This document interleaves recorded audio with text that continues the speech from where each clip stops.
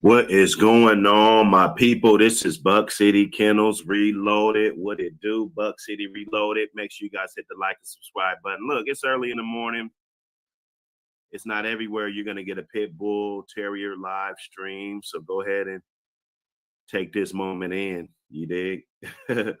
It's the Wake and Bake Show. Hey, we rolling up. We rolling up, definitely. We're going to talk about a few things. Answer a few questions. You know what I'm saying? I don't know how long we're gonna be up here, but we definitely got to do one for my Bulldog people. Lot boy in the building. Salute. Hey man, I hope that little future star is doing good, man. Hope everything's working out. Thanks for trusting the process, man. Cracking kennels to the top. You know, that's pretty much all I can say, man. Bub Johnson in the building. Salute. Salute to you, my brother, early in the morning, getting up. And getting to it. You dig? That's what we do. That's called scratching. Every time you wake up in the morning, you made a game scratch. You dig? Jesse Adams in the building. Salute to you, my brother. Glad you could pull up. Another wake and bake. You know what it is. Hit that like button. Everybody. J83 in the building. Salute. Salute. Sylvana in the building. Salute. Salute. Appreciate everybody in Stone in the building. If you're new to the channel, go ahead and hit the like and subscribe. Hey, it goes down over here, man. Just ask the chat. It goes down, man. There's plenty of excitement, plenty of things going on. Okay, he doing wonderful. Cracking it. Hey, we got to keep it good. We got to keep it good. 10 mil socket in the building. Salute. Ricardo in the building. What up, brother? I'm glad everybody can make it in, man. The first topic, we're going to talk about drive versus drive. I saw a Facebook post. Good brother. Appears to be offline. What the hell? It always got to do something stupid to me. We don't want to update nothing. We don't want to update nothing. I saw a Facebook post and they talk about, you know, drive versus drive. Drive versus drive. You know, that was a good topic. Somebody said, historically speaking, let's talk about historically, or if you got dogs, if you're hunting raccoons with these animals, we're not talking about anything illegal. That's not what we're doing on this channel. We already know the American Pit Bull Terrier got a bad name, and most people don't even want us with these dogs. You know, that's why the law enforcement come down so hard. So every time we do a live stream, for the new people that pop in, I mean, we got to be aware that we got a whole bucket list of people that, you know, sit here and try to implicate us and try to make it seem like we're doing something. So let me put my disclaimer on there. You know, this is for historical purposes only. But the question was asked that, have they ever had a dog that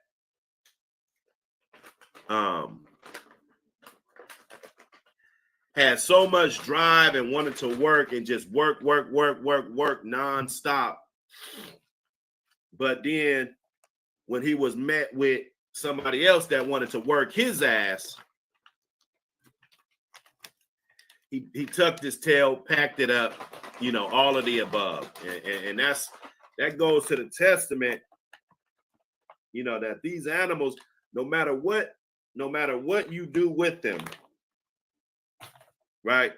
No matter what you do with them, rather if you're exercising them, doing it, swimming them, doing this, the drive of the actual animal to please his owner, to exercise, to do obstacle courses, to weight pull, to do, you know, all the wall climb, all of this stuff.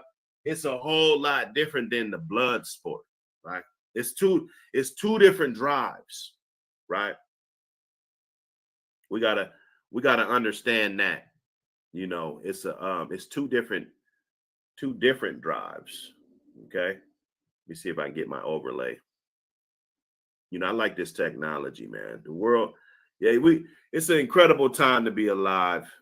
Salute everybody. Good morning. Hit the like button. We're gonna do a little bit of chopping it up here just to get people all on the same page of what these two drives of what we're talking about, right? Desktop. Let me get my desktop.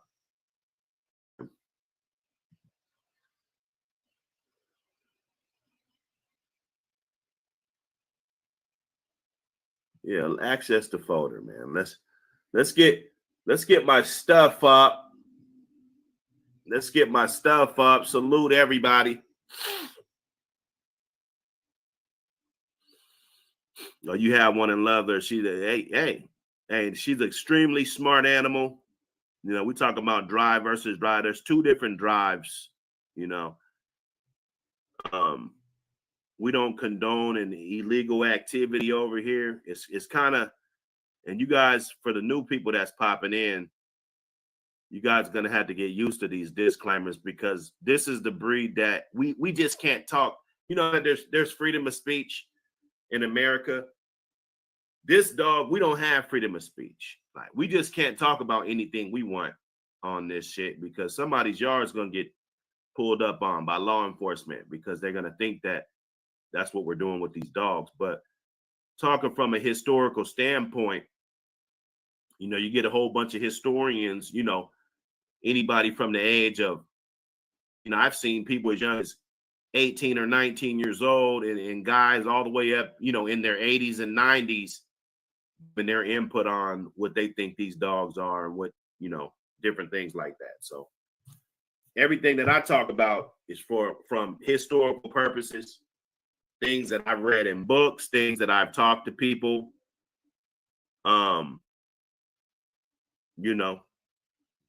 Hey, cut from a different cloth. Hey, come on, man. You said it all, man. They treat it kind of like black folks, man. And I don't like to do the race thing all the time. I got a lot of white brothers in there. I'm pretty sure. I mean, even though they know, they don't turn the blind eye to it, but it's kind of silly that we in 2024 and we still got to talk about discrimination and things like that. But if you hear me talking about anything that has to do with like dogs fighting, just to know that this is nothing that we engage in. This is nothing that we try to promote. You know what I'm saying? NWK Corsals in the building. Appreciate you for pulling up, my brother. I see you. I saw y'all over there on QBN getting it in. QBN, that boy done blew up. I remember when QBN, man, he didn't have that many subs, man. That boy's damn near sitting on 200,000 subs. Like, damn, boy, he been working, man. It's been a long time since I seen him pop up on the feed. Good to see brothers live and well and, taking care of these animals. That's what it's all about. Okay, so we can flip it to the other foot, right? You can get a dog that might be animal aggressive. He might want to fight every single animal, but and that's why we keep them on chains. For people that say, oh, you got your dog on a chain. I just got a message the other day. Some lady, like, yeah, it's a beautiful dog, but I wish the dog wasn't on a chain, blah, blah, blah. The dog been gone, right? Sometimes I just post old shit, 5, 6 years old, 7 years old. Really, you just really post what's on your mind. It doesn't have to be a picture of your dog today or whatever. So whatever the situation is, or whatever, I chose to put the dog on the chain to take the picture, right? But they alluded to, this dog should be in the house living with the family and loose and, being able to be free and, all of this and all that's fine and dandy. The dog looks good. But is that animal going to be the type of animal that can just be loose with other animals? We see this all the time. People in the bully community, I call them the 10 percenters. They got 10% of a pit bull, American pit bull terrier, 10% of what the peer dog would be in their dog, and they think they got a pit bull. You know what I'm saying? And we got those guys. And And we see that they've seemingly gave us a bad name as the real American Pit Bull Terrier owners, because our dog is not known for our human aggression. You know, that is not something that our dog is known for. You know, the American Pit Bull Terrier, it's a loving animal. You saw one on Little Rascals. You saw, these dogs, they've never been the type that are just going to run up on you and just chase you down and just, sure, we got dogs that bite, but they're not just snarling, trying to get humans 9 times out of 10. And most of the time, those dogs will be culled out of the program. We are not trying to pass on that lineage, right? So we got these bully owners, and no shot at them. No shot at them. Right? But they add a little bit of this, a little bit of that, and they're making unstable dogs, right? And these dogs are promoted like couch potatoes, like dogs that don't need to be on chains. They don't need to be in cages, right? So when you give them to people, they've been having them loose for 6 months. They've been having them loose for a year. They do this. They leave the front door open. Somebody walks by, and then all of a sudden you hear a bunch of screaming and people picking up shovels and pouring water on dogs, and people slapping dogs and choking dogs, trying to get them to stop fighting, right? You got to understand, rather if it's an American bully, I don't care if it's a dogo, I don't care what it is. These dogs have the potential to start a fight. They do. Natasha in the building. Salute. SFK Fred in the building. Salute. Melvin Brown in the building. Salute. Wake and bake. Everybody wake and bake. I can't find my joints. Oh, no, we got it. We got it. We got it. So these dogs are promoted like this. People don't get the proper setups. They're not getting the chains and all of this stuff, because let's be honest. In 2024, you hear the word chain and you live in a city, right? That's automatically going to sound like some type of animal cruelty or something, right? I wish I had some. My preacher used to say, I wish I had some help here. I wish I had some damn help in here. Hey, hit the like button. Let's get this stream up. Let's get this stream up. We got a free puppy giveaway coming up. So you guys can that give you something to subscribe to, It give you something to subscribe to. This channel is gonna give away another good puppy. I think this will be will this be the second or third one that we gave away? I'm not sure. We do a lot of this. I plan on doing a lot of this. Okay. So our breed, we don't have that breed that gets loose, because we understand that I'm going to have my dog in a 10x10, right?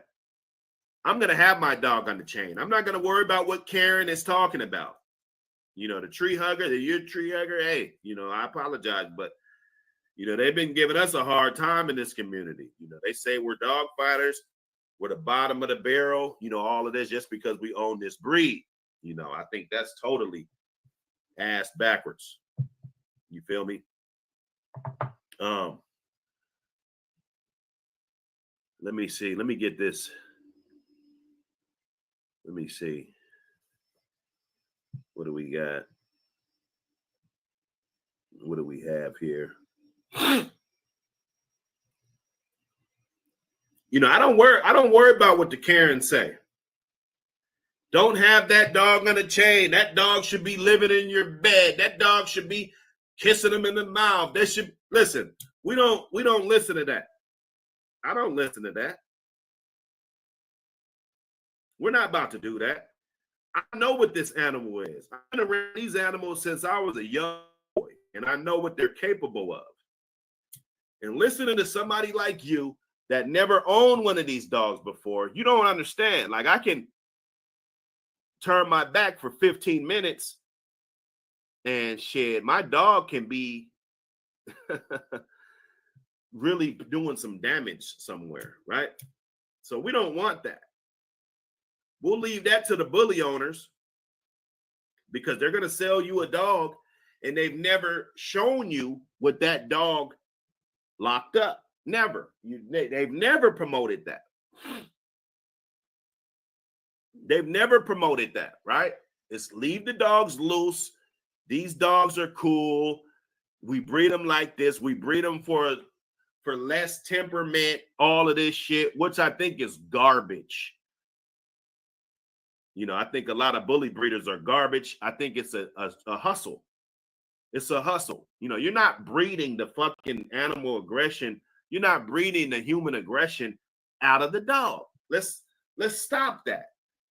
When you're splicing genetics and you're doing all of this stuff, you're putting unpredictable traits in your dog that's going to make your dogs fire off a different way, right?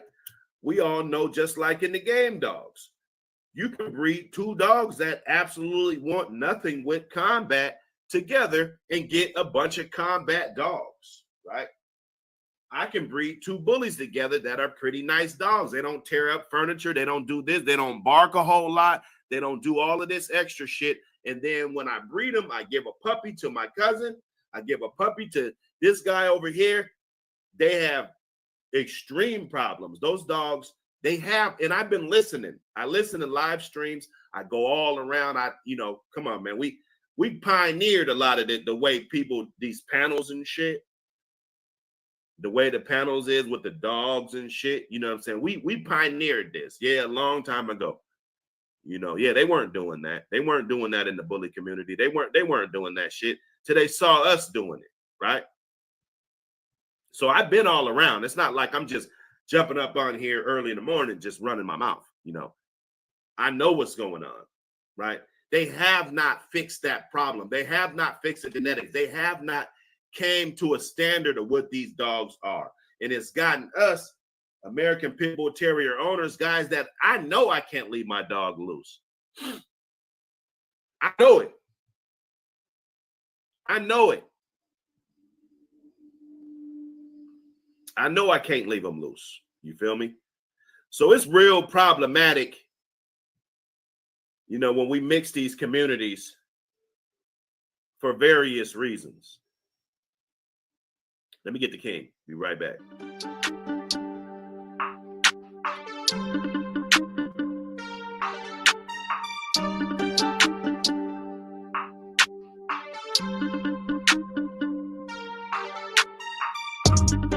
These niggas got it bad, they seem like Usher.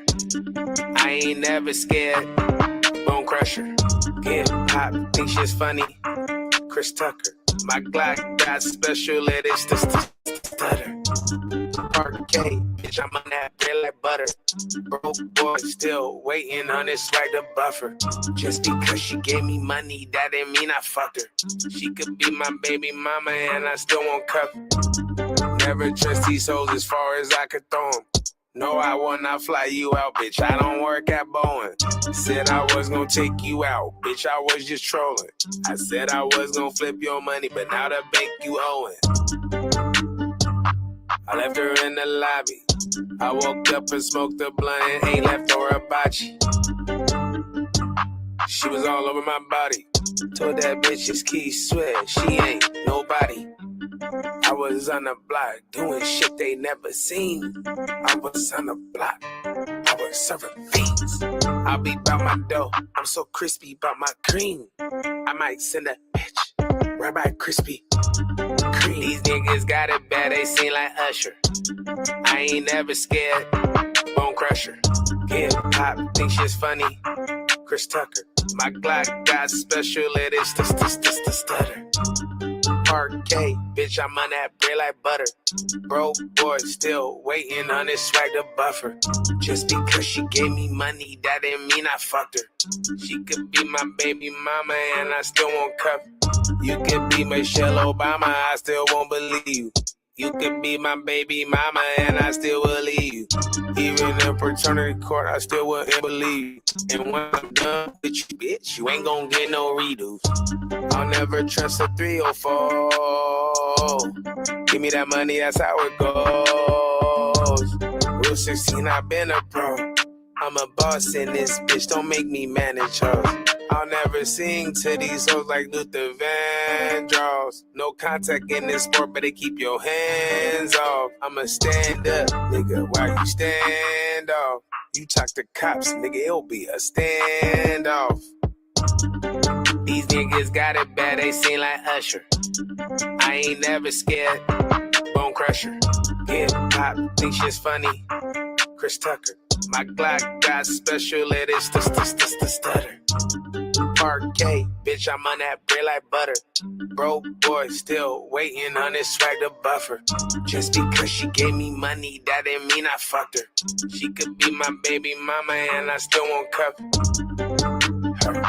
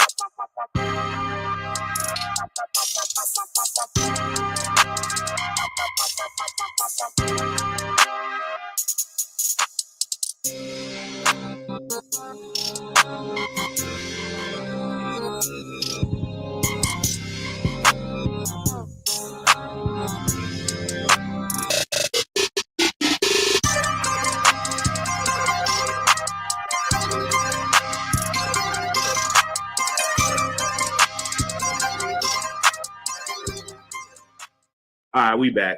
We back. I be having to do that. If you guys know me, this is what we do. Full time. Barn Dog in the building, Buck City. Salute. Hey, love Big Hilt. Hey, he said that be fire. Hey, appreciate you, brother. It's one of my bros. Whipped it up for me. Quick FC7 in the building. Salute, my brother Thompson. Salute, Thompson. What up, brother? You know how we do. Drive versus drive. So I'm saying this because American Pit Bull Terrier owners don't get enough credit on how responsible we are as owners. Right? And we can go down the rabbit hole. We can do, all of this shit. But for us to know that these dogs are unpredictable, rather if he's ever killed another dog or not, or got in another yard accident or not, or if this dog has never shown aggression toward another dog, we still have the brain to keep that dog contained. We just don't have to deal. I don't want to deal with it. I don't want to go to the grocery store. I don't want to go to work. I don't want to go to church. I don't want to go to an AAU basketball game. I don't want to go to my son's football game. I don't want to do none of that shit and have to worry about, oh man, I hope Polo and Scruff didn't get into a fight. I remember I was a young kid. We had a couple of dogs. We had them in the basement, whatever. We put them in the basement. We didn't have the proper setup outside. We put them in the basement. There was one that was supposed to be locked up. One was loose. My brother, the dog got out. My mom told my brothers to put the dog up. They were getting ready to leave somewhere. My brothers just opened the basement door, put the fucking dog down in the basement. We come back home. It looked like a murder show, bro. It looked like a murder show. Right? We had to call animal control. They came through. My mom was pissed off, everything. We were young kids. I couldn't have been more than 16 years old, right? Dog named 8 Ball went down there, killed my bitch, Shy. Right? I didn't know. I'm mad at my brothers. Why didn't you? You know, they should have known. You know, they're a little bit younger than me, right? I don't know if they did that shit on purpose. I don't know what happened. You know, you better believe when I went through my dog shit, they brought that shit up, though. Like, oh, yeah, we took a dead animal out of this guy's basement, you know, way back in goddamn in the 90s, you know, when I was a kid, right? There wasn't no dog fighting going on. This is a fight that happened. This is what happens. You got American Pit Bull Terriers, even if you got bullies,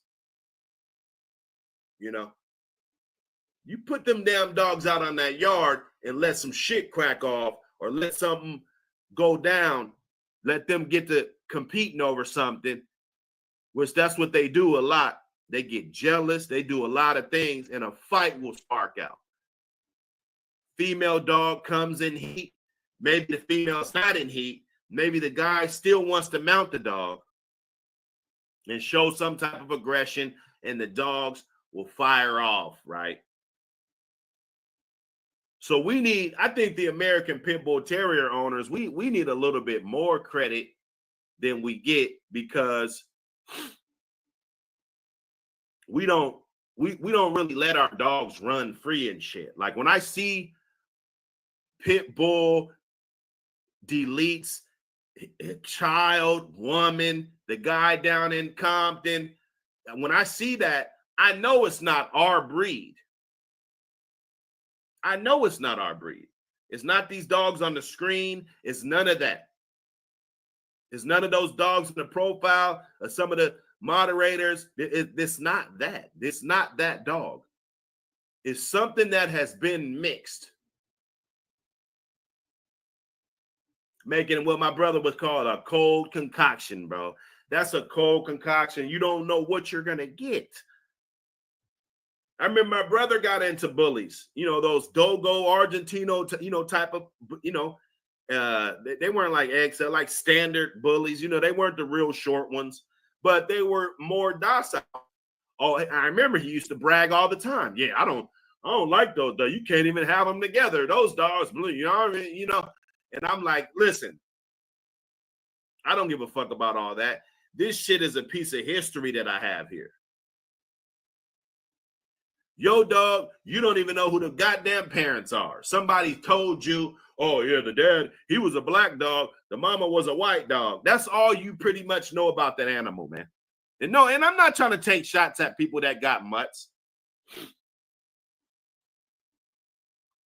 But don't talk shit about us. We trace our bloodline back to the 1800s. That dog on the screen, I could trace her bloodline back to the 1800s.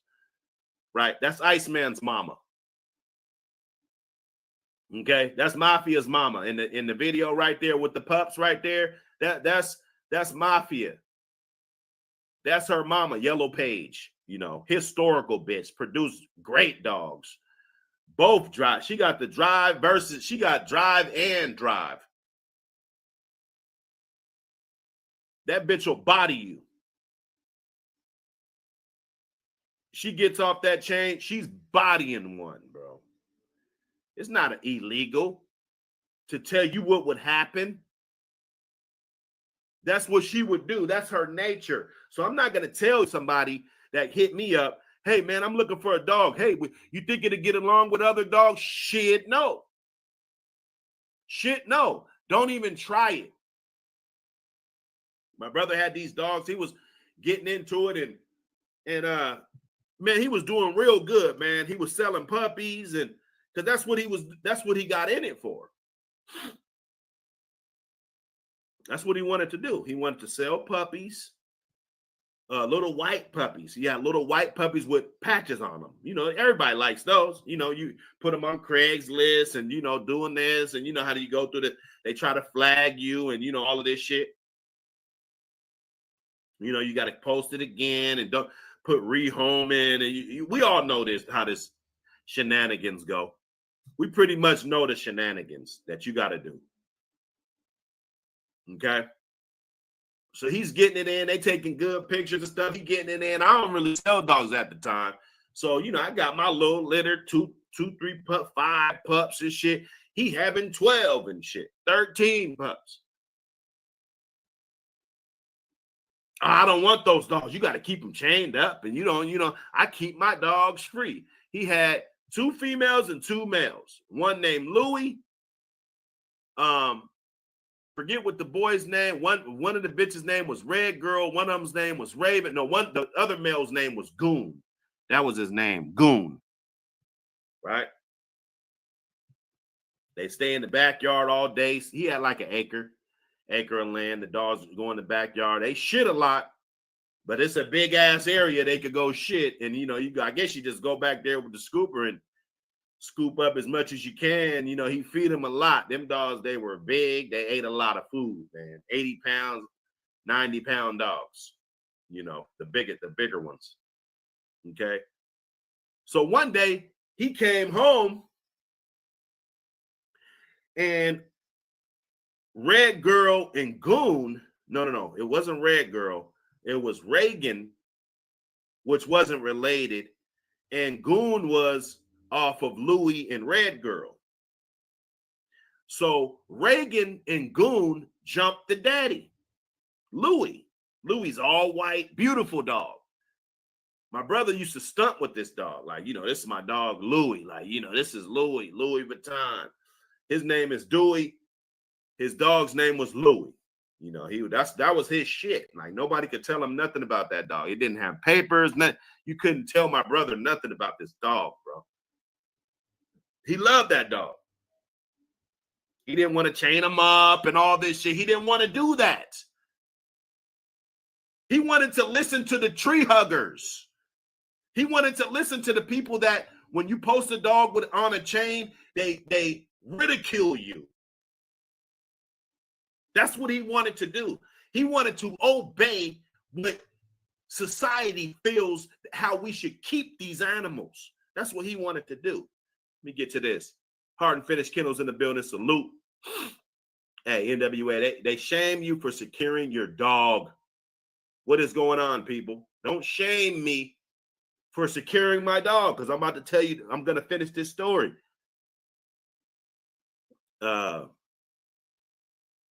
Hey, man, that shit be like a scene in The Purge, bro. I'm telling you, man.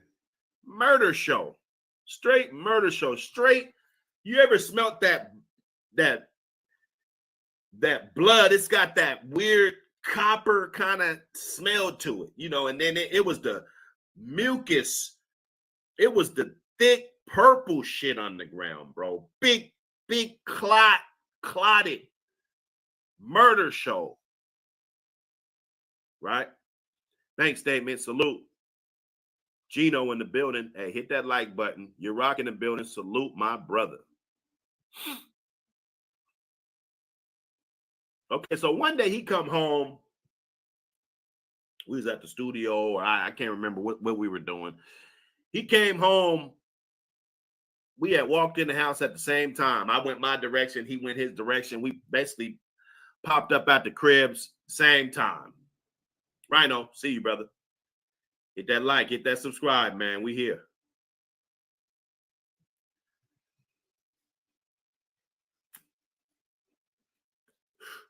He hits my phone up immediately.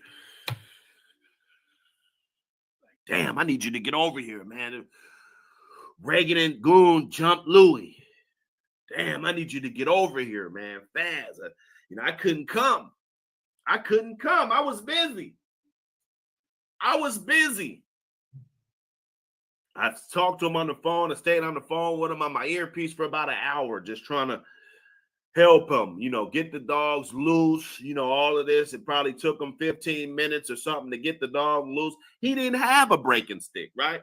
Oh, what's a breaking stick? Oh, that thing that if they find it at your house, they'll say you're a dog fighter, right? But this stick really in this situation saves dogs' lives, right? I think every responsible pit bull owner should own a breaking stick because it guaranteed reduces the damage and increases the speed of you getting these dogs apart without further injuries, without you getting bit, without other people getting bit, without dogs losing their life. He didn't have one. I'm like, man, break the rake. Break the rake. Listen, you got a rake right there. You got to, break, snap that motherfucker over your knee like Bo Jackson, right? You got to do this shit quick, y'all. Put one of them back on his collar, hook him to the fence. Take the other one by his back of his scruff, stick the breaking stick in his mouth, pry it off. As soon as you got him off, hold him at a distance to where he cannot engage again.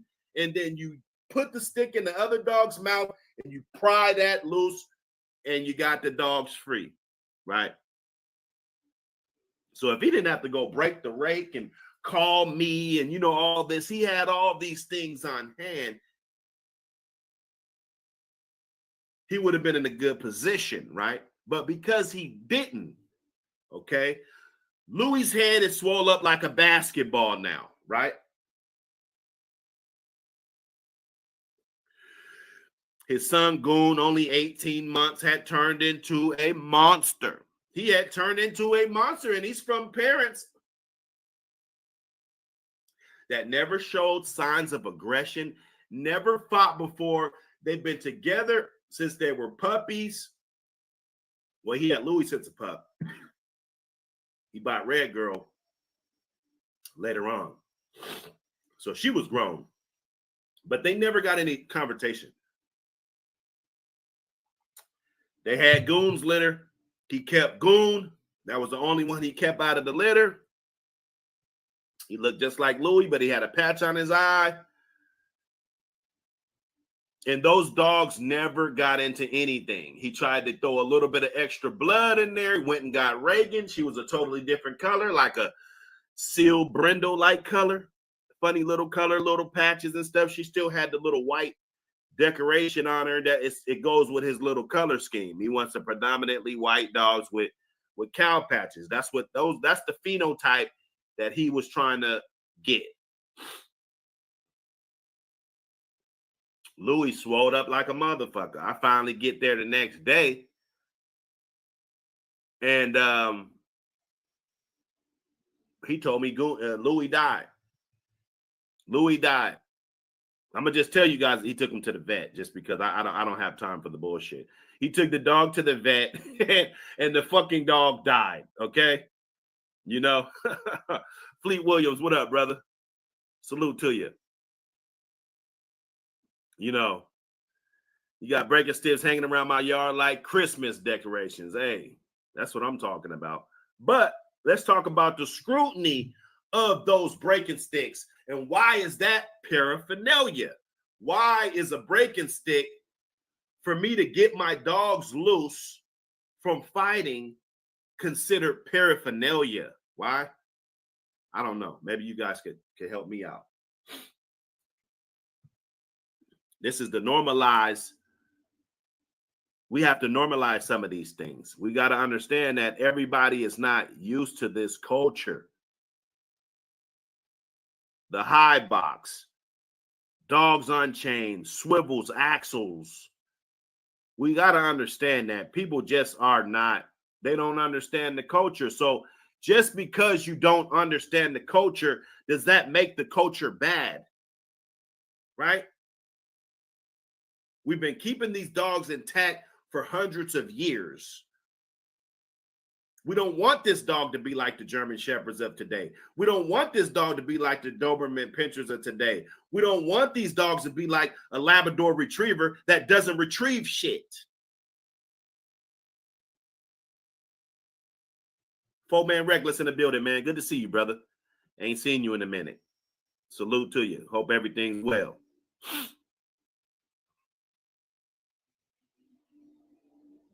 Okay. Hellhound. I got you, brother. Schoolboy. What up? Schoolboy. The OG. I fuck with Schoolboy. I was watching your joint you did the other day. Go subscribe to the brother's channel. You can't have no ego in this, man. Go subscribe to all the Bulldoggers. John Kramer, a.k.a. Big Saul, in the building. Salute. 7-8 Sports TV in the building. Salute my brother. Salute to you. You know, we just getting up on here, man. You know, because when I had a breaking stick at my house, they said I was running a dog fighting ring and shit. Oh, he had a breaking stick. Oh, he had a flirt pole with some type of animal skin attached to it, used to make the dog want to attack, you know, wants to bite. These dogs, listen, Apbts, you do not have to train these dogs to fight. You don't. I'm sorry to say. Hey, you can get a 3-year-old Apbt, historically speaking, throw his ass in the box for the first time, and his ass will look like a motherfucker that's been doing it every day of his life, right? That is something that you don't have to train these animals to do. So when they make statements like, we're doing this, or we're baiting him, we're doing this to try to get him to do this, you know, what it is to me, it looks like somebody trying to tell somebody what their culture is that they know nothing about. Okay? That's what it sounds like. That's what it sounds like to me. Let me see. You know what we doing. We ain't gonna be up in here long, though. I know that. I know that.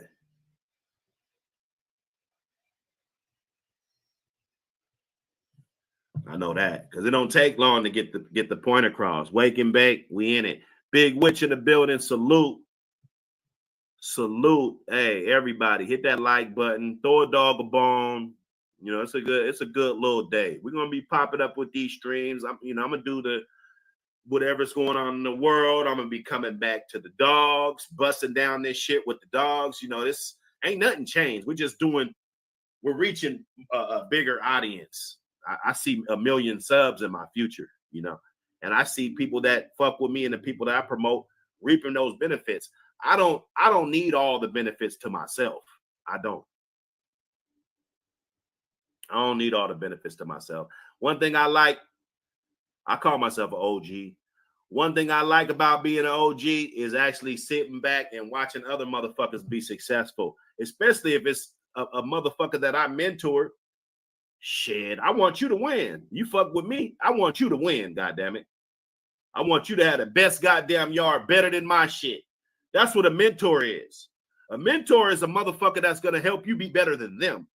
So you got to find somebody that is on a high enough level to where you want to reach that level. And then what he's going to mentor you to do is so that you can get a higher level than he is, but he's going to arm you with the tools that you need to make somebody else successful. So it's like a chain. It's a chain of events, you know. You being mentored and also mentoring. So, hey, I love it, man, just to be in that situation. You know, I didn't think I would even live this long, honestly. You know, I didn't plan for this shit. I didn't plan for my 30s or 40s. I grew up rough. You know, I created a rough life for myself. You see how I took accountability? That's something that people don't do. They won't never say that they created that rough life for themselves. They'll just say that, oh, my life is fucked up. My life, you know, I created this shit. I had choices to make, and I made the choices that I wanted to make, you know. Daily in the building, salute. Deli, what up? Robo in the building, salute. Hey, they demonetized my shit. You know, YouTube, when it starts to be about some money, don't trust them. Everybody making content, if you're getting your channels up and you're planning on monetizing and everything, and, you know, just my thing is be straight and narrow with it, because at any time they could just yank that rug from up under you. You know, be straight and narrow. Always have other platforms that you can use to network, and cherish your connects, because you never know when you'll lose them. You know, you lose a connection, even if it's for a year. You know, you'll lose a connection. Yeah, YouTube's funny. They've been seeing what I'm doing. They won't even tell me what I did, but I guess it's some copyright type shit. You know, I must have used something, maybe one of my samples, or, you know, I don't know what the fuck it is, but they decided that they wasn't going to monetize my shit for, you know, until I get back with them. I haven't completed all the bullshit that they want you to do. It's corny, but salute everybody that was a member. They kicked all y'all off. They'll probably be refunding you.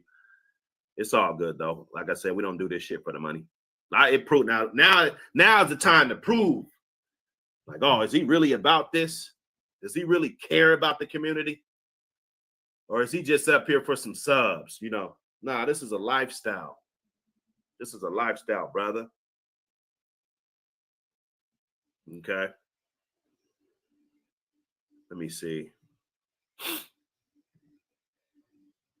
My body's been fighting like some type of cold. You know, I'd be paranoid because that C-19, boy. That stuff had me on stilts. That stuff had me down, brother. I couldn't handle it.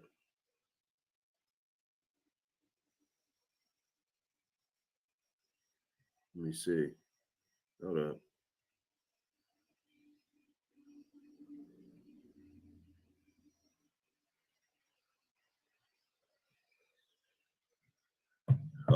Hold up. Okay, so accountability. Now, this is something that we got, because we're gonna chain that fucking dog up. I'm not gonna listen to what this little doughy face woman is telling me.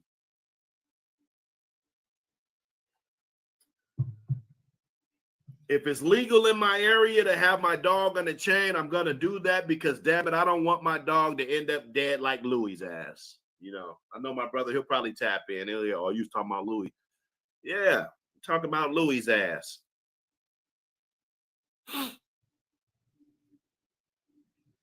You know, good one, guard dog, you know, good dog you want in the yard, but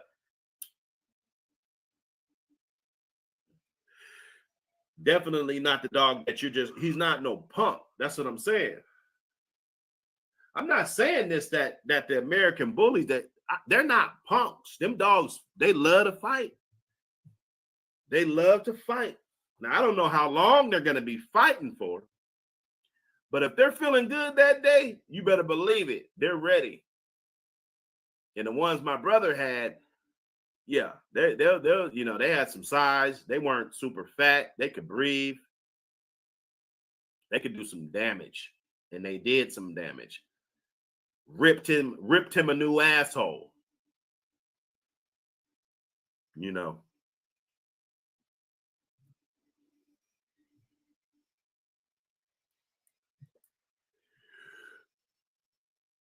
I'm not gonna listen to the media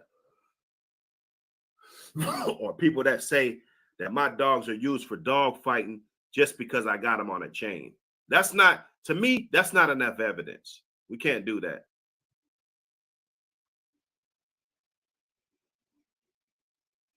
These dogs have the drive not only to run a treadmill, not only to swim, not only to jog and, you know, to do this and weight pull, all of this. They also have that drive to want to fight, to want to engage in combat. Nothing that you can breed out of it. I don't know why they mislabeled these dogs. You cannot have these dogs. Come on, man. How many people in the chat have had a yard accident?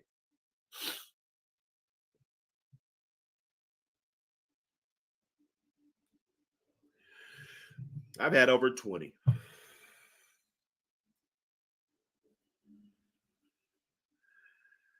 I've had over 20. Hold up. Let me get the OG in the building. Let me see. Yo. What's happening? What's going on, schoolboy? Oh, same old, man. Good talk today. Yes, sir. You know, I'm just trying to get it in, bring it back down a little bit, you know, scale it down. Yeah. We got a lot of new viewers. We starting to get a lot of new viewers in this community. I think that's a good thing. Yeah, it is. And you know, some people will mention things, you know, are repeated. But I think it's important to do that because not everybody hears everything, and you got to bring the same topics up over and over again. Right. And you know, the topic today, it's a good one, and I hope people listen. You gave us a good one. It's typical of someone maybe not familiar with the breed, or someone not being responsible. You know, I don't mean to disrespect your brother, but it happens all the time. It still does. Yeah, exactly. And a lot of it has to do, you know, people are getting away from animals, basically, for their use or companionship or work or sport or function.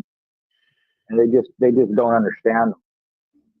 They think a horse is a horse, a dog is a dog, you know, whatever is a whatever. And they don't understand the traits they have or the background of them, what they were used for. Not just pit bulls, but anything. They want to take them out of the arena of everyday life. And you know, not to get off topic, but it's kind of related. This stuff happened, you know, the hurricanes and all that. People are still using mules and horses to get in where vehicles can't. And you have people, they don't want horses or mules or anything used for anything, you know. They just want them to live their life out in the field and do nothing. They have use, they always will. You ain't never going to get rid of horses. You ain't never going to get rid of dogs. And the pit bull, like other breeds, you can transition into what it used to be in the past and have it have some function in the present. You know, I mentioned this before. My friend in Panama, he owns mouths. He passed away now, rest in peace, John. But he had a security business where mouths. He had dozens of mouths, and he's from Venezuela. He lives in Panama, but in Venezuela he was a cop, and he used to train for the military and police forces. Mouths, where he had the top drug and bomb sniffing female, or she just happened to be a female, but top drug and bomb sniffing female in all South America. She was a pit bull. She was a blue thoroughbred dog. So they have function, but if you don't understand the breed, and I always talk about preventative maintenance, you can just prevent accidents from happening. 99% of the time, you don't have one. Right. And like you said, they can go off at any time. Now they give you signs. It's not like, you know, but if you don't understand the signs, if you don't know how to read them, if you don't understand the dog, you could be standing there and the dog will just do what it's going to do because you're not paying attention or you don't see. Sometimes it's quick and you got to be quick. But if you just think that a dog, any dog, is going to behave the same way in every situation, then you need to do a little bit more studying. Thompson, what up? What's going on? What's going on? RIP Louis. RIP that nigga Louis. Hey, What's going on, schoolboy? Hey, Louis got a dealt bad hand. Yeah, it happens a lot, man. Shit. But you know, I'm glad you're doing this video. Talking about this right now. Yeah. Because at the end of the day, you'll get tired of digging holes. And that's what usually ends up happening. You be a professional hole digger. So do you think, I know the answer, but do you think that because the laws are becoming more strict on chains, you know, and it's obvious the average human, they don't really understand why we do that. They don't understand why we put the dog on the chain. Like they can't, even if the dog is doing ape shit. Like I had one I posted one of the fam's dogs on my story, right? Or no, not a story, but the shorts, you know, the YouTube shorts. And the dog's going ape shit, clearly trying to get another dog, clearly, right? And they're still like, why is he on a chain? Like, is it that far off? Like, are we in two different worlds? Yeah, you're in two different worlds when you're dealing with people who don't know how these dogs act.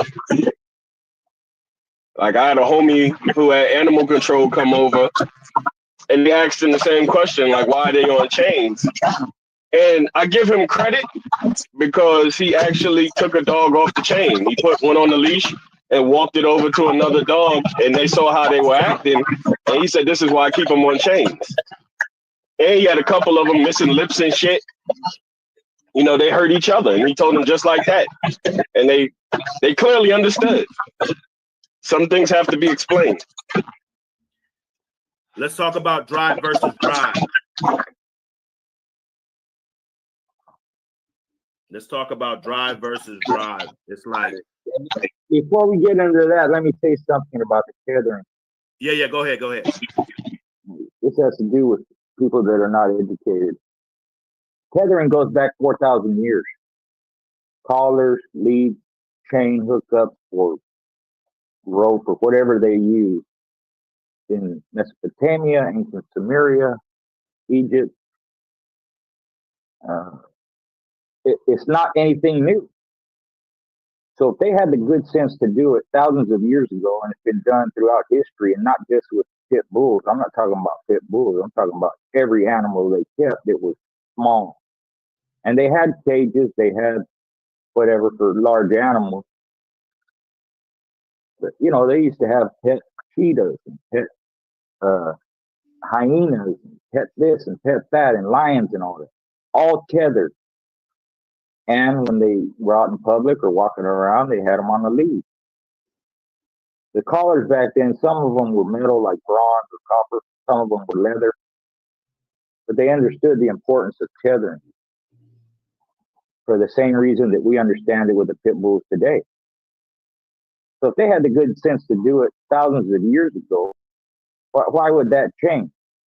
Because of an uneducated public, and because it how it looks to the people.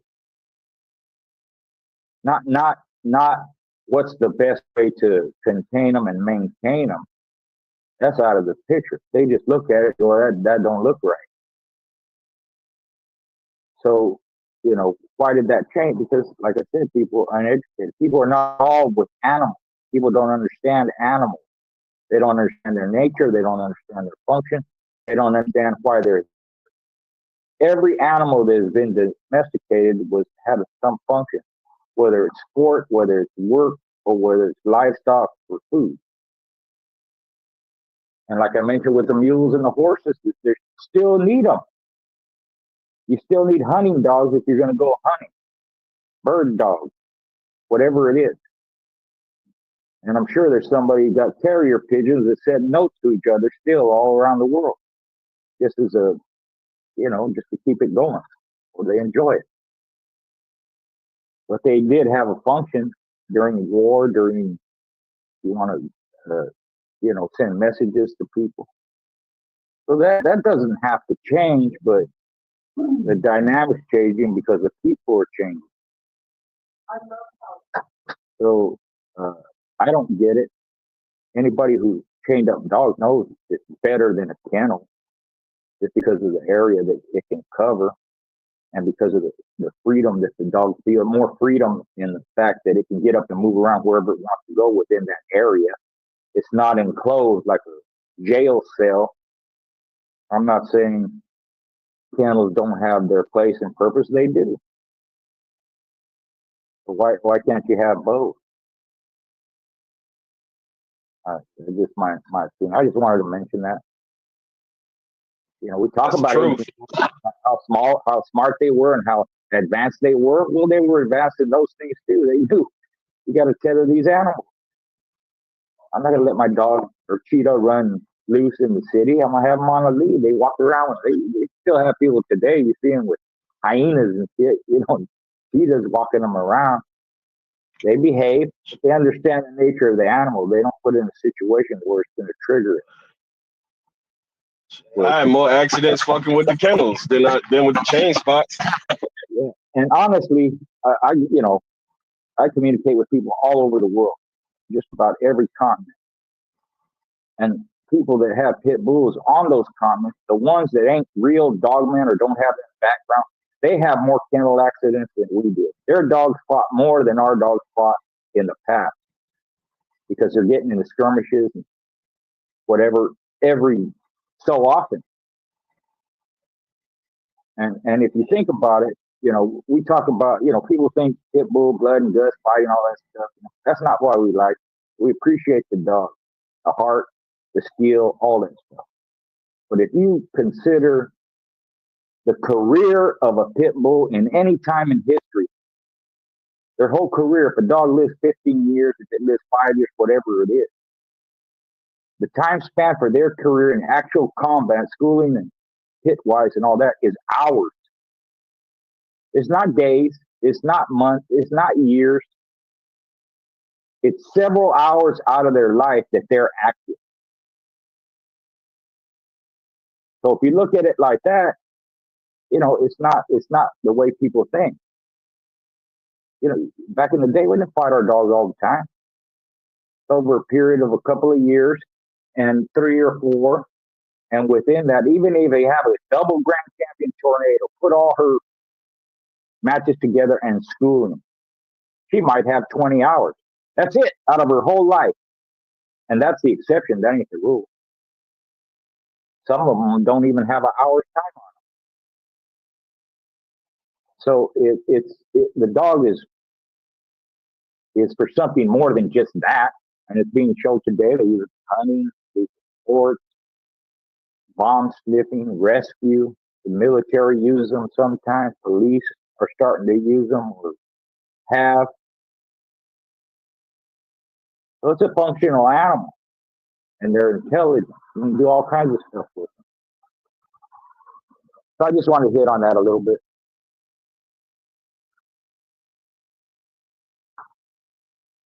Yeah, them is Jules. Yeah. What was Let's get on this. Yeah.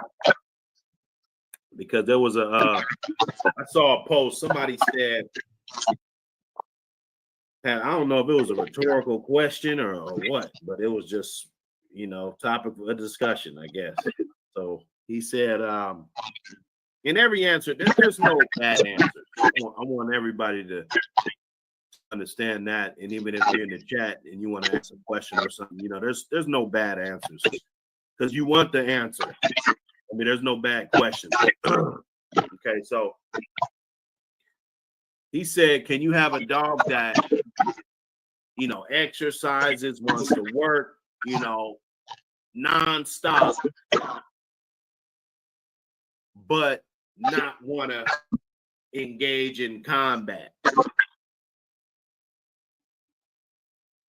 I cooked on it a little bit earlier. I'm gonna open the floor. Yeah, you could. Why not? I'll use a cold dog, for example. They don't fight. They have no intention to. They don't even react to a fight. Now, that's an extreme. That's an exception. But that doesn't mean it can't work. And you have some dogs throughout history that were champions, whatever, winners and all that. They didn't engage unless they were in the box. They understood. They're very intelligent. Most of them, it don't matter. They're going to engage when the opportunity comes to them. Some of them, you could tell right away, they just hyper. Some of them are not hyper until you put something in front of them. They'll engage every time.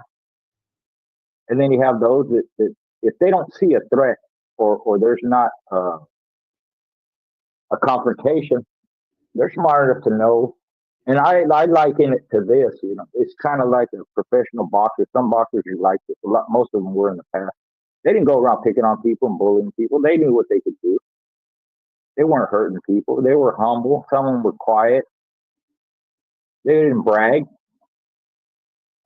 And I look at some pit bulls that way. They know what they can do. There's nothing to gain from beating up something that don't want to engage with you.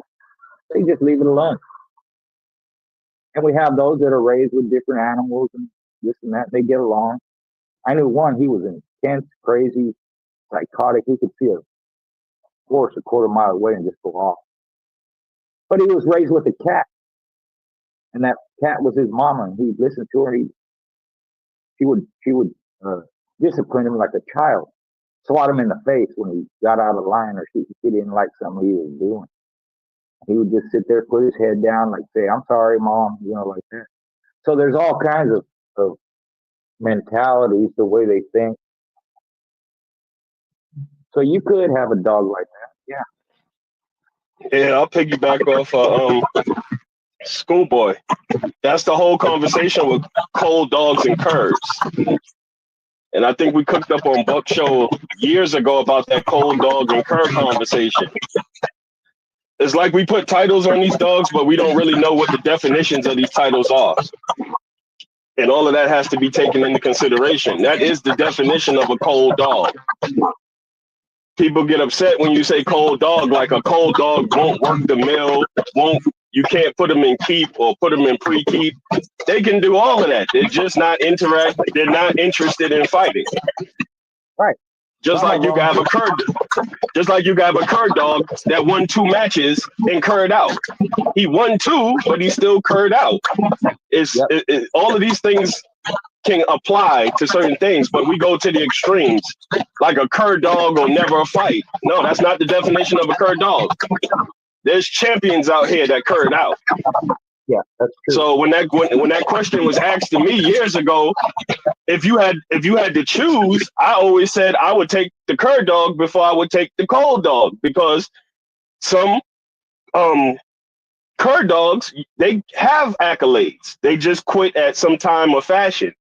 So you got to put all of that into some type of consideration when you're discussing cold dogs, cur dogs, all of these things. You know, we just, like, yet again, we always go to the extremes and act like, oh, a cold dog just doesn't do anything. Cold dog can go out there and kill pigs. It can kill raccoons. But when it comes to another dog, they're just not going to do shit. They'll stand there and get chewed on. They're just not interested. So, you know, we got to learn the definitions of these things when we're discussing it for the young brothers, because everything doesn't apply to everything. Yeah, and not only that, there's cold dogs that will hunt. Because fighting, hunting, finish, killer instinct, survival, all these are traits, and we follow the traits, right? So with that being said, I'm the same way. I would prefer a dog that would engage and then quit, because if you're following traits, you know what that particular cur dog is going to do. You see it, even though he quit. You see him engage. Where a cold dog, you don't know what it would do. But there's cold dogs that will hunt, because that hunting instinct, killing instinct, is a different instinct than fighting. So that's just part of the education, to learn everything you can about them. And a lot of times each situation is different, each dog is different, all that stuff. We talk about that all the time. So it's not so much pit bulls do this and pit bulls do that. It's more individual. This pit bull will do this one won't. There's pit bulls that are lazy, don't like to work, will not get up and walk on a lead, but they'll fight in their game. So it's a different instinct. And when you're breeding animals and you're breeding them for certain functions, and it doesn't even matter if you're breeding today as a weight pool dog or whatever, that's what you're breeding for. So whatever it is that's involved in producing that particular animal for that particular function, whether it's weight pool, drug, and bomb sniffing, you want the best individuals that represent that. Not all pit bulls are going to be good at sniffing or hunting or none of that. I know pit bulls that they'll fight, but they ain't no good for hunting. Imagine a pit bull that will fight, but a hog hits them and they run away scared. It's a different instinct. So a lot of people, no, they wouldn't do that. Yeah, I've seen them do it. They ain't no good for catch dogs. The hogs beat them up and they don't want no more. Put them in front of a dog and they'll fight all day. So the psyche is a multitude of behaviors and temperaments and all kinds of stuff. And when you breed your dog, it always goes down to breeding. I mean, you're breeding for particular things, and you're trying to capture certain traits and weed out major faults. But yeah, I could see a dog doing that. I'm sure there has been. Even some of mine, when they got older, they weren't so crazy. They would mellow it out, because they, throughout their time, they get to understand, okay, this is where I do my business, and not so much outside of that. Unless push comes to shove, a lot of times they wouldn't fire up like they did when they were younger. If they would engage, then yeah, they're gonna do what they were born to do. Certain things can change over time. What do you think about that take flight shit with the hunting dogs? Because they say, like, mostly when you're in a hunting situation, the animal takes off running. Right. And what about it? Yeah, most people, like, I get questions about that when people compare the hunting to the historical combat aspect of it. Right. So it's one of those things. Some dogs will just take flight when something runs off. But if something stops and faces off with them, they think twice about it. Yeah. Yeah. Because again, that's the predator prey instinct. So if something takes off, they're going to chase it. If it turns around to engage, that's not typical.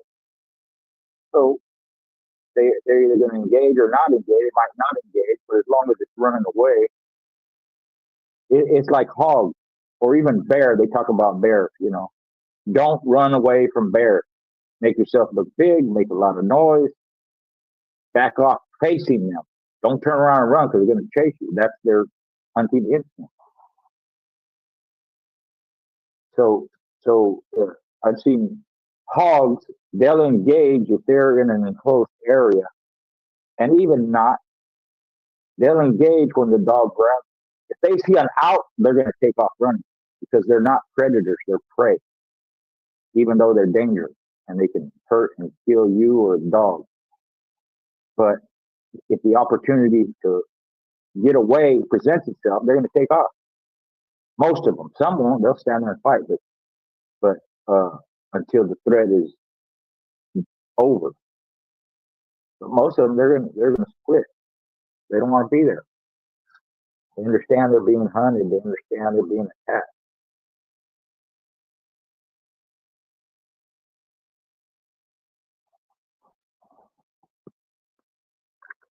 So there's a lot to it, but the more time you spend with dogs, the more time you raise them, you get your own breeding program, the more you know about them. And it's never ending learning process. But you can breed the type of dog you want. People, they put pit bulls on a plane all by themselves. But any working sporting animal is on that same plane. It's just the function is different. We always say, certain people shouldn't have pit bulls. That it doesn't come from, I'm the boss and I say who should have them or who shouldn't have them. Some people are not responsible enough to own them. So by their own account, they should understand that, hey, maybe this ain't the dog for me. That's what. And this is open conversation. My advice to you young brothers: don't breed to either if you have a choice, a cold dog or a cur. No, don't. Again, if you're talking about traits, we talk about them. Everybody does all the time. So those are traits too.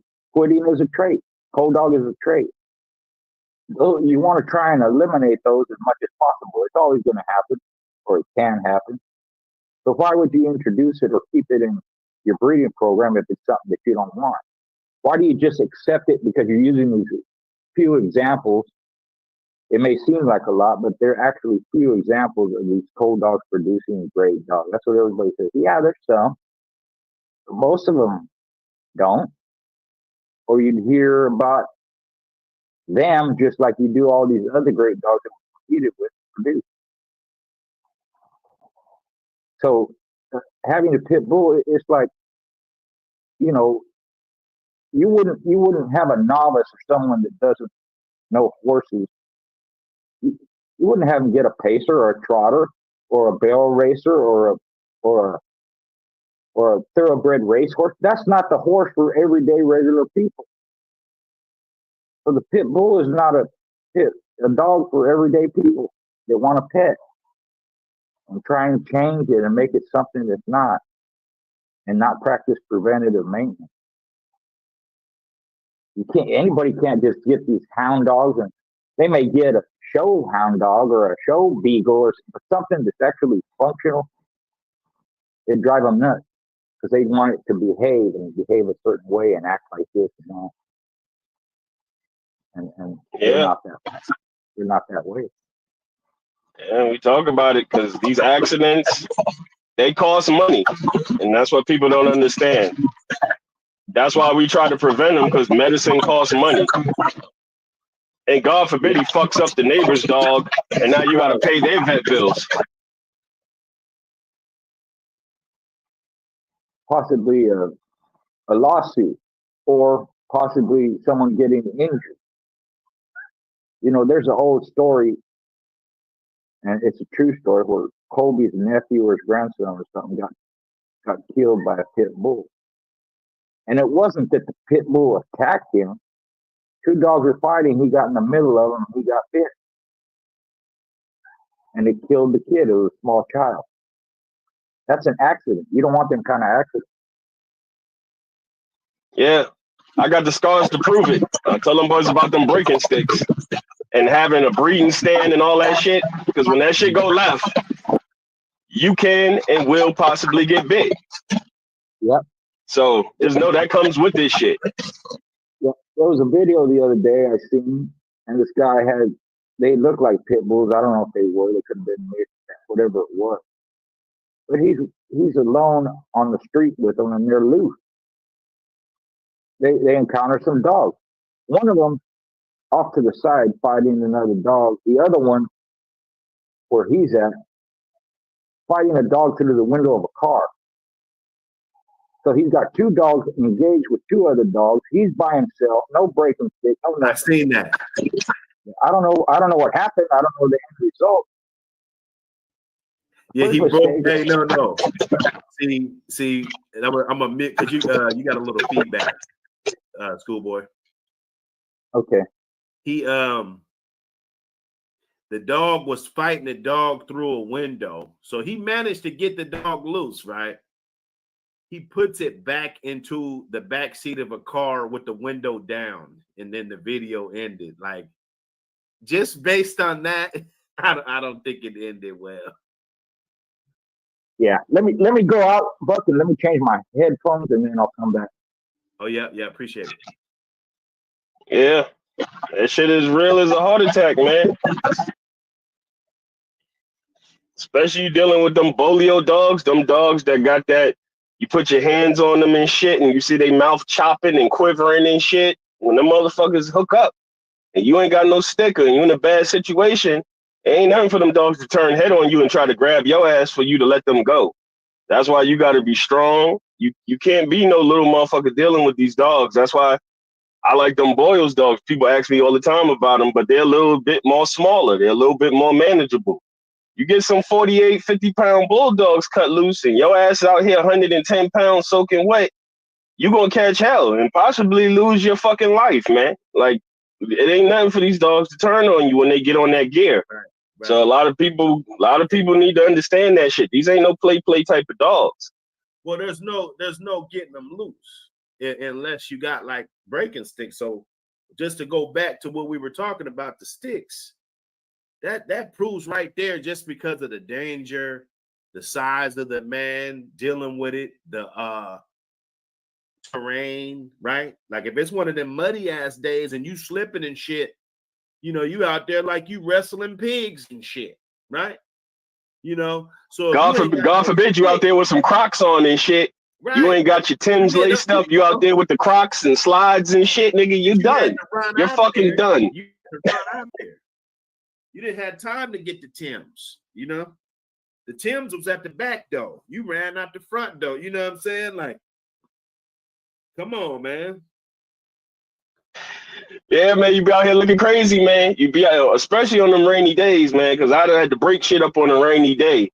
And God forbid, like we talk about it, in most kennel accidents, it'll be one dog loose and one dog tethered. That's normally how it rocks. But I done been in them situations, yet again, we was talking about them breeding stands, breeding dogs and didn't have to stand and both of them cut loose. Ain't nobody tethered. Now you out here trying to fucking break up two dogs with no tethering, no breaking stick. And the only thing you can do is try to pick up one of them. And that's what I did. I picked up the male and tried to get him out the cage. And she's biting my back, like jumping up and grabbing flesh and pulling off because I'm trying to get the gate open. This shit is a horror show. That's why I say, man, you know, people see me with kids and shit out there on my kids. Them kids ain't out there unsupervised. You know, I love these dogs like anybody else, but I know the damage they can do in a short period of time. And it's brutal. So please, y'all be careful with your kids and all that. Put the safety locks on the doors. Not saying you got man biters, but there was an instance where an infant went out there and the kid got wrapped up in the chain and got killed. The dog didn't even put a tooth on him.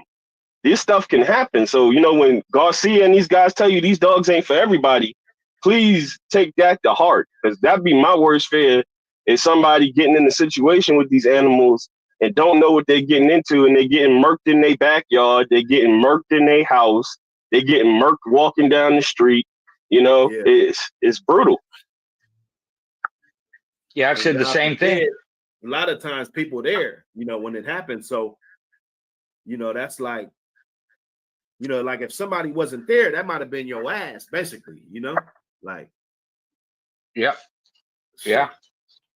And like Thompson just said, it's not sometimes if they attack children, they get wrapped up in the chain, they jump on them, knock them down, knock them over, scratch them up. Yeah.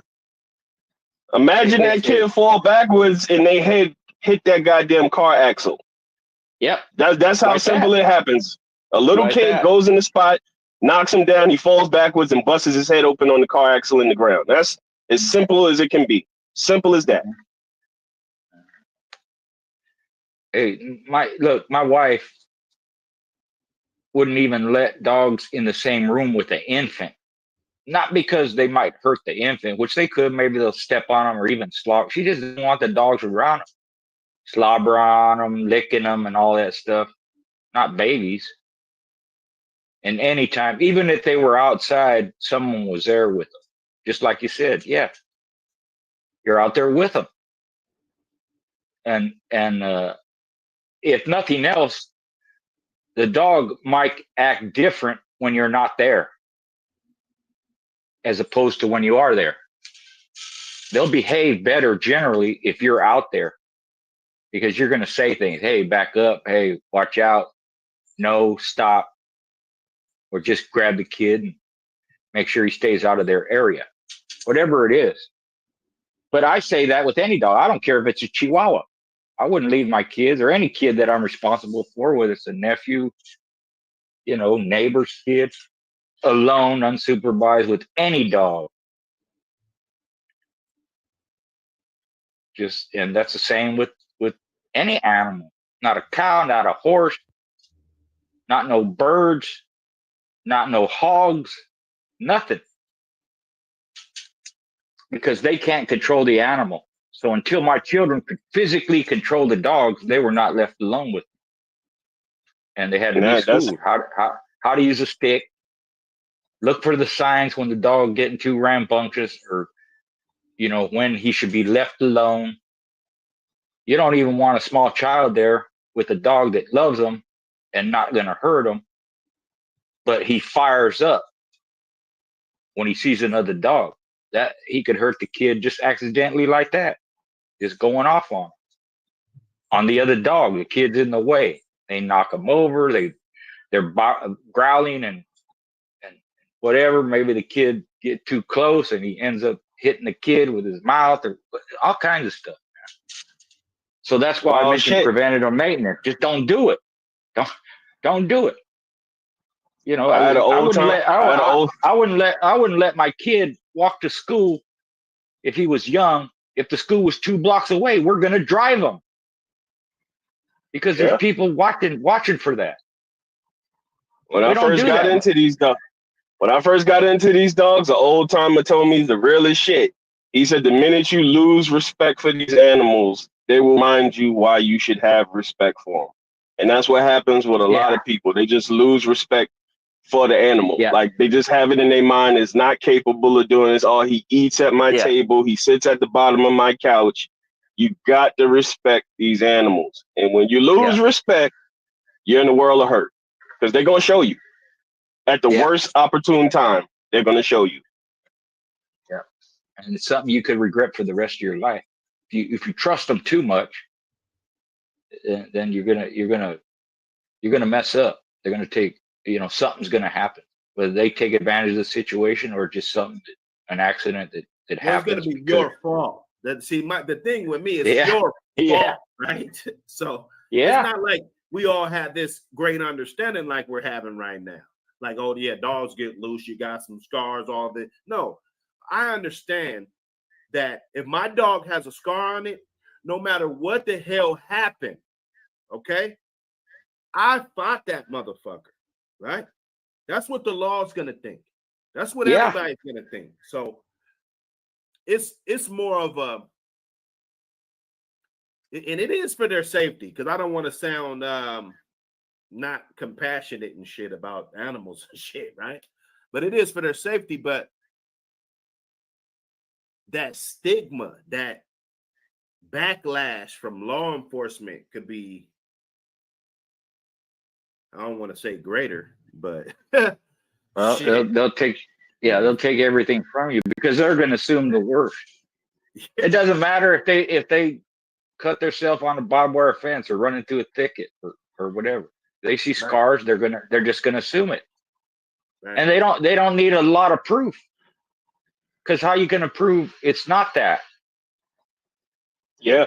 They do all these forensics and all this, this kind of stab wound and this kind of knife, this caliber of gun. Right. This crack. They don't do that with the dogs. They don't do none of that with the dogs. They don't know if it's a hog that cut them or a dog that bit them. How long? But your word, nothing. Yeah. Your word against theirs. Well, who's gonna win? The authorities. And some of that ain't even the case. You can have a motherfucker who just likes to flip the chain around with their face. They done wore all the fur off the front of their face and shit. Now they saying the dog been attacked or you been fighting the dog. That ain't got nothing to do with nothing. The dog just like to fucking flip the chain around with his face or dig holes and press his face up against tree roots and shit. Some of that shit ain't even dog inflicted wounds. That's right. Anything. Oh, he chews his house. Well, that means he chews on people too, or he chews on other dogs too. I mean, it could get wild. They're going to presume without proof. But these conversations need to be in place because a lot of you young brothers with these dogs, when they come over to your spot, these conversations we have, y'all take these notes out of these conversations. That should be part of your lingo when these people pull up at your house asking you these questions. Because as a dog, if you fucking with these dogs for real, I'm talking about for real. We ain't talking about your average pet owner. We're talking about people who truly deal with these dogs and get harassed by the police. There should not be a question these people should ask you that you don't have an answer for. Why things are the way they are. Don't stand there on your yard looking like Boo Boo the fucking fool and they asking you questions and you don't know none of these answers and you have no rational explanation for why your yard is set up the way it's set up and why things are in place the way they're in place. Because a lot of you guys, y'all freeze up when it's game time. Stop freezing up and being scared of these people. I am very open, and I done had plenty of visits. But any question asked, I got the answer for it. Why? Oh, why you do this? Because of that. You want to see? And then when you show them, and they look at those dogs bouncing around with their tail wagging, like I alluded to earlier in this conversation with my partner, he had a bunch of dogs missing lips, kennel accidents and shit. And why you got these chains? Why you got this? And why you got that? When them people see them dogs, like Mr. Garcia alluded to, when they crank up and their eyes turn pitch black, because we all know how them dogs get once they light switch go off in their head and they on to something. They don't know you, nobody around, they not paying attention, all of that come here, sit boy shit, that shit ain't gonna work. Them dogs is on level 10. And when they see that shit, because a lot of people misconstrue the pit bull. They think they all like bullies and stuff. They think these big dominating type of dogs. But when you get your average pit bull, and you look at him calm on the chain, and you be like, oh, that motherfucker ain't really nothing. And then you see him flame up and fire up, and then you looking at that little dog like, oh, shit, that dog is serious as a motherfucker. That's what happens, and that's what y'all got to be able to explain. You can't hide how these dogs act. All you can do is try to educate the people who don't know how they freaking act and how it is when they act. And bring your kids. You got kids involved in your house, tell them. I got little kids. These dogs got to be tethered. They're not a joke. 40-pound dog will kill an infant before you can say, oh shit. By the time you got one Timberland boot on and that dog grabbed that kid by the face and shake, it's over. It's over. And God forbid it's not your kid, because now you're going to jail for reckless endangerment. There's all type of cases they can get put on your ass behind these dogs, especially if your dog got loose and did something to somebody else. So please, y'all young brothers, have your knowledge lingo in place when these people pull up. Do not stand there looking like Boo Boo the fool with no answers or nothing, because they're going to railroad you. So have some convo with your gang. That's my 2 cents. Yeah, they're, that's one of the reasons we talk the way we do and we give this information. We're trying to save you a lot of heartache and, getting your freedom taken away. And, my brother, he had never seen pit bull, none of that when I started getting them. And, but he was around my dogs. He just never seen no rolls or nothing like that. And, what y'all doing, man? What's up? What's up? Are we in here? Are we in here? Salute. Buck City Reloaded. What up? What up? Hey, appreciate everybody that got the mag. Appreciate everybody that been supporting. We do a little roll call.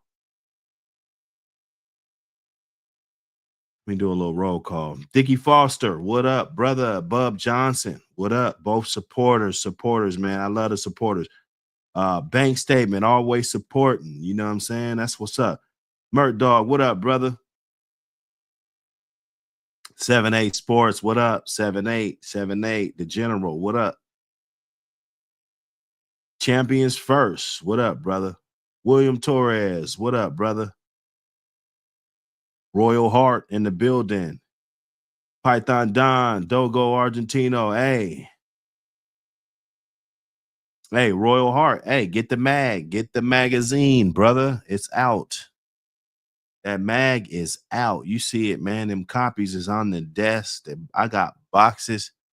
I'm trying to run through boxes, order more, drop new shit. I got merch. We got everything, brother. We getting it. DT Smith in the building. What up, brother? Paul Harris in the building. What up, my brother?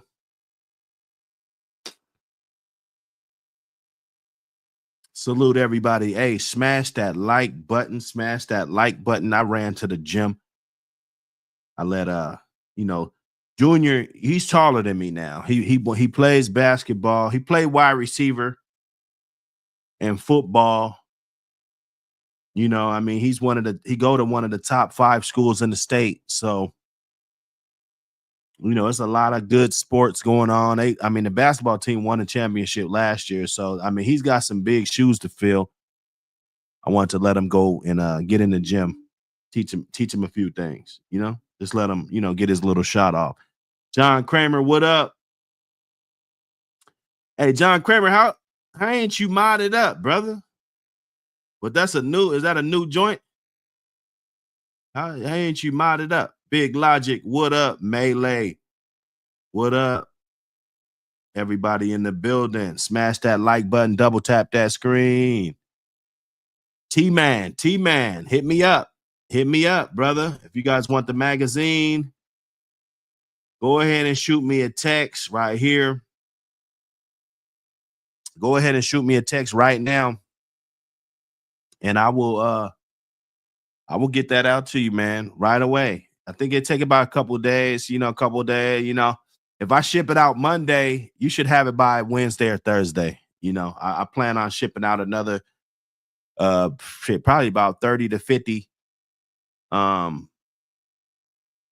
I mean, we're getting it in, man. Every time I check these emails, everything, people want this shit, so it must be some good dope. It must look good or, so I don't know what the fuck it is. You know what I'm saying? But it's for the community. We getting it going. Hold up. Okay, Kramer, you must got 2. Because I see you right there. You modded up.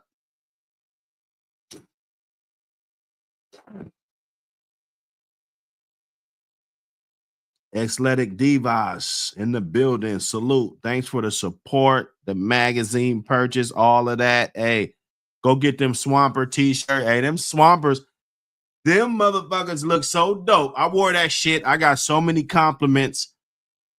We got to get the sweatshirt. Well, see, we wasn't going to do this. We wasn't going to do it that quick. We're going to, even before we unveil other shit, we're getting the sweatshirts, bro. Somebody said, man, it's cold outside. It's the winter time. Winter time is coming in, but we need sweatshirts. Hey, I got you. Legends of all Bulldogs in the building. What do you think about unknown dogs and frozen semen? That's a good question, brother. Legends of all Bulldogs. What do I think of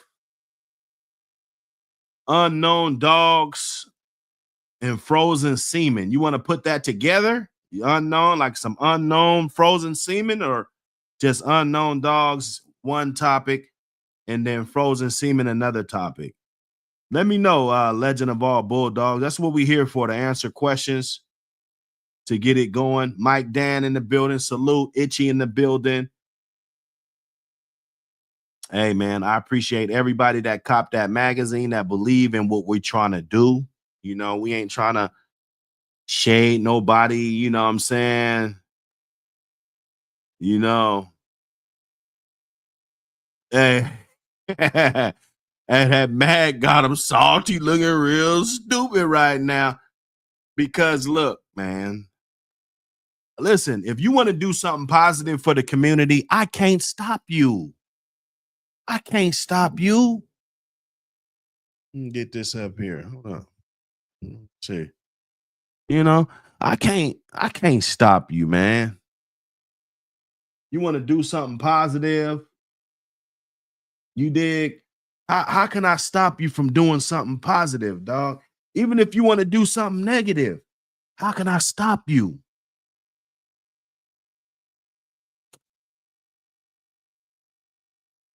The answer is I can't, man.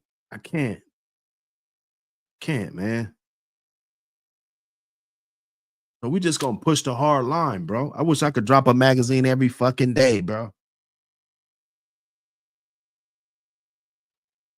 Pretty soon we're gonna have a team. It's gonna be more than one. It's gonna be 10 of us. You know, we're gonna have writers, editors, you know, we're gonna have everything, man. Videographers, photographers, motherfucking everything, man. Look. Shit.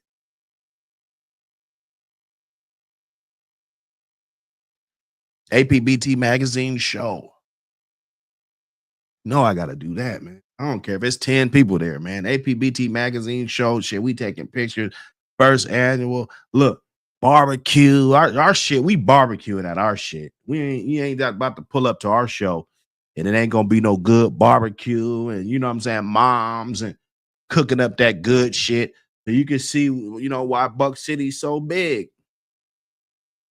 You know why I weigh over 220 fucking pounds, bro, from eating good, man. Eating good, man. I hope all y'all eating good.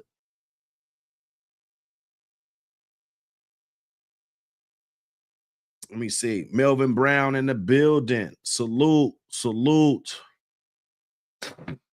Timmy James.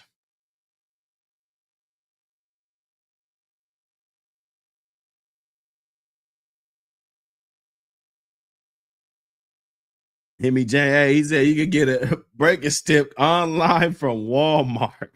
He said bet not be an APBT owner though.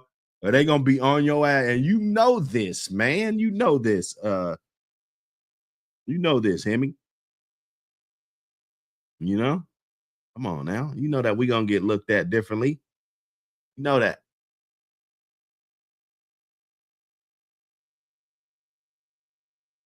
DC Logan, what up, brother?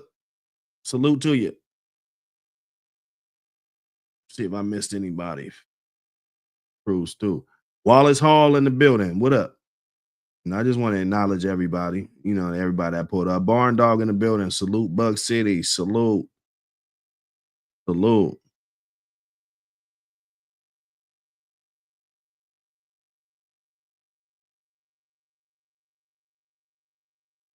Oat Man. What up, Oat Man? DGK Bulldogs Enterprise. What up? You're rocking the building. What up, brother? Glad y'all can make it in.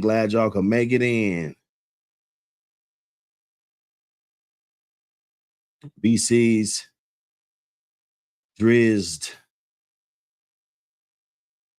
Salute to you. Hope I pronounced that right, bro. I'll be high. Anyway.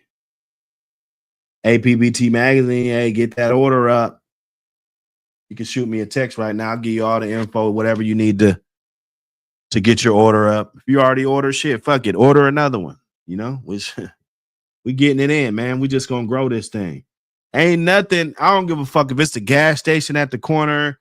I don't care what it is. Nothing is anything without support. You know, I mean, you just sit up here and talk about you don't need support and all this shit you want to do to everything. You know, come on now. It ain't gonna work like that. Vernon Starr in the building. Appreciate the support, brother. DT Smith in the building. He said, why would you keep a cur around? I don't know.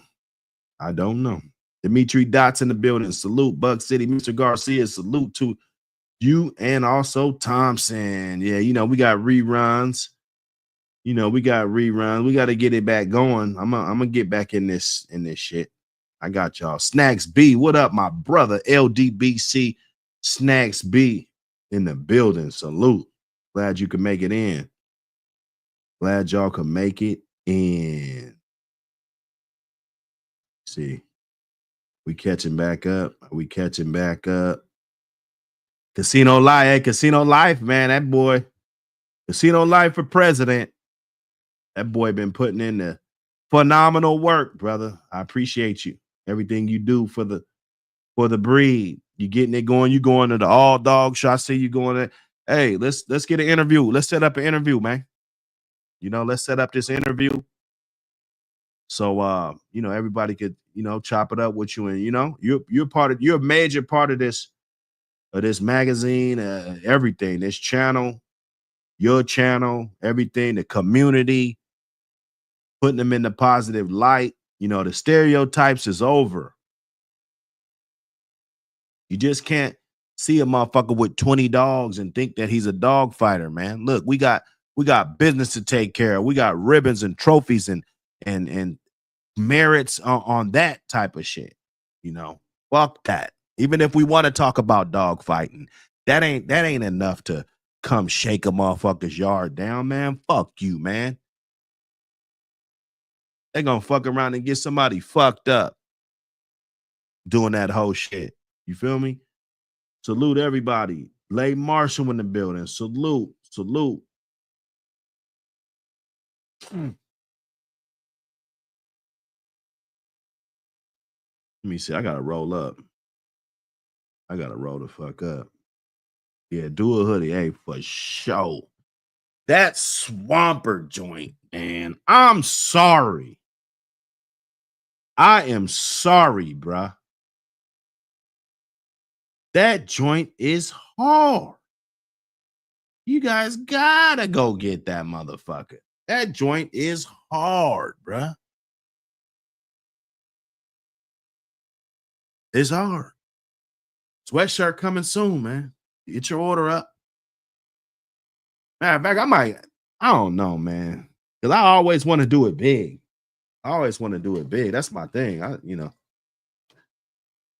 They told me, man, do it big or don't do it at all. Do it big or don't do it at all. Let me see. Legends of Bulldogs, are you still here, brother? Legends of Bulldogs, you still here? I just want to get to your question that you had. Bad Kennels, what up, brother? I've been seeing you in these streets, brother. Good work. Hey, I appreciate it. Okay, hold up, Casino. See, man. See, oh shit, what the fuck? Oh shit. Casino Life Prez, man, with the magazine purchase. Appreciate you, my brother. I never knew that I would do numbers like this. I make a move. I'm tryna win, ain't tryna lose. I'm tryna win, ain't tryna lose. I never knew that I would do numbers like this. I make a move. I'm tryna win, ain't tryna lose. I'm tryna win, ain't tryna lose. Yes, sir. Hey, appreciate the support, Casino Life Prez. Hey, I'm gonna get that joint right out. Man. So these things, they've been touching down. I got a couple pictures. Can't remember who it was. Let me see. It was on my IG. Hey, man. Good brother. Coming in, showing some support.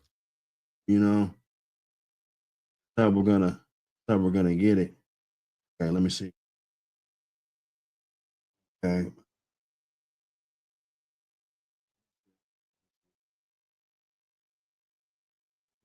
I forgot who it was. But we've been getting it in, man. Hey, Dickie Foster with the super chat. Appreciate you, my brother. I never knew that I would do numbers like this. I make a move. I'm tryna win, ain't tryna lose. I'm tryna win, ain't tryna lose. You know what it is. You know what it is, man. We keep it lit. We keeping it lit. Let me see. Let me go down to the bottom. Maybe the brother's gone. I'm gonna try to answer the question. I try to get the questions out. You guys can always let me see. These guys are gonna call me. I'm live. What's up?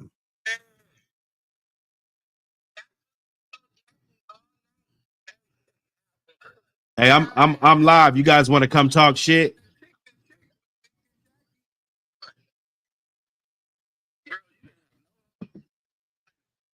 These guys is funny. Arguing with your baby mom. Don't tell me I don't argue.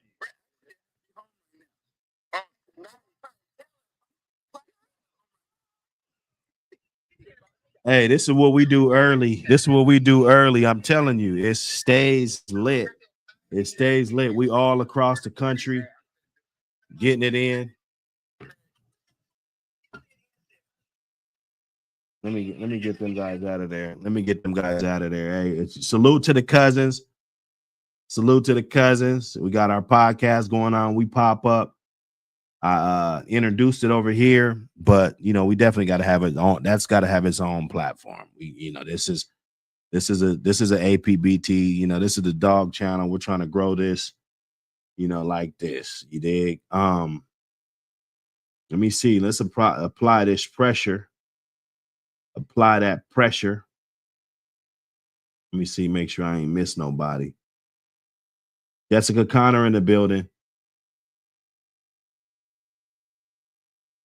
Okay. Jessica Connor, Kelso, Washington. Hey, you know, salute, neighbor.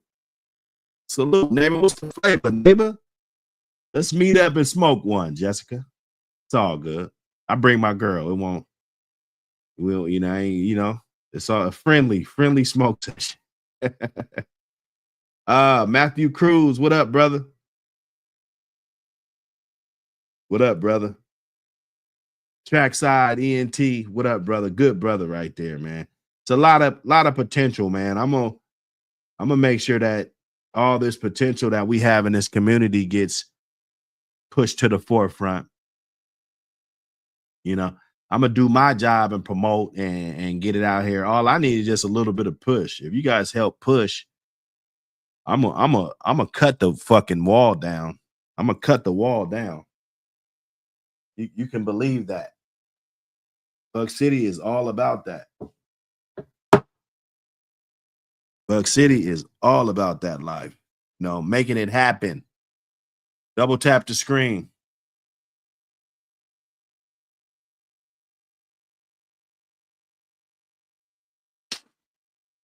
Double tap. Let me get back in here. Let me roll up. Hold up. Big Red was mellow. He was easygoing, mellow, laid back on the chain or even in the house. Right you know, now. he didn't fire up get until that he put something in front motherfucker. of him.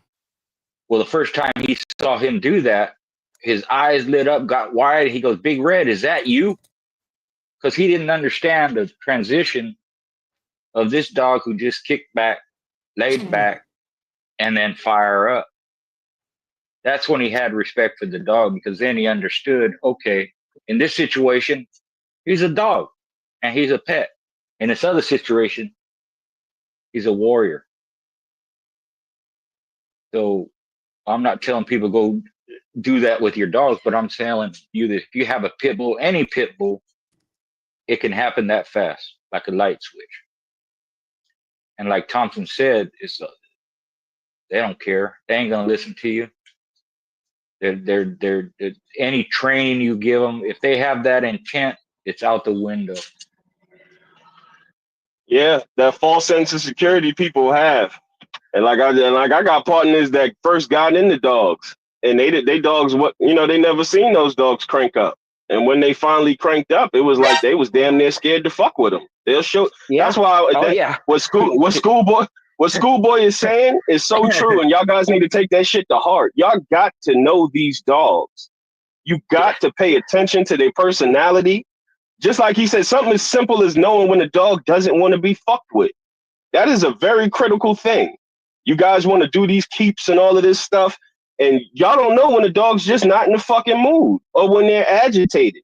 Some dogs get sick and they don't want to act sick, but they're giving you the sign, leave me the fuck alone.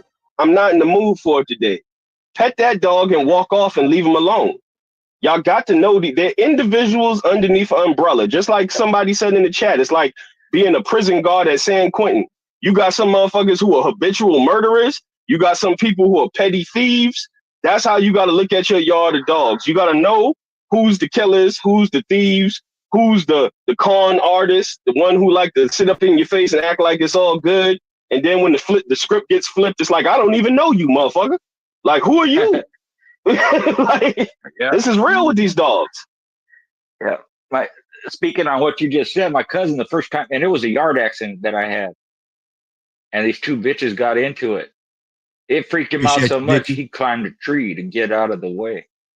And I told him, they ain't going after you. They ain't going to hurt you. You know, but I need some help with these dogs. Here's a stick, this and that.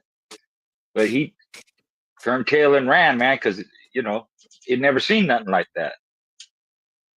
Even though, you know, some people, they're involved in sports, they know about aggression, they know about engaging and injuries and all that stuff.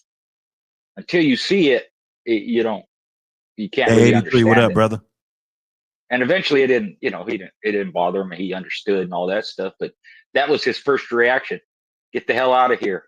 Climb a tree because they might get me. No, they ain't going to get you. But there's some that will get you. And unless you're familiar with those types are dangerous. We are rolling up a fat blunt as we speak. We are rolling up. Well, not a blunt. It's a fat joint.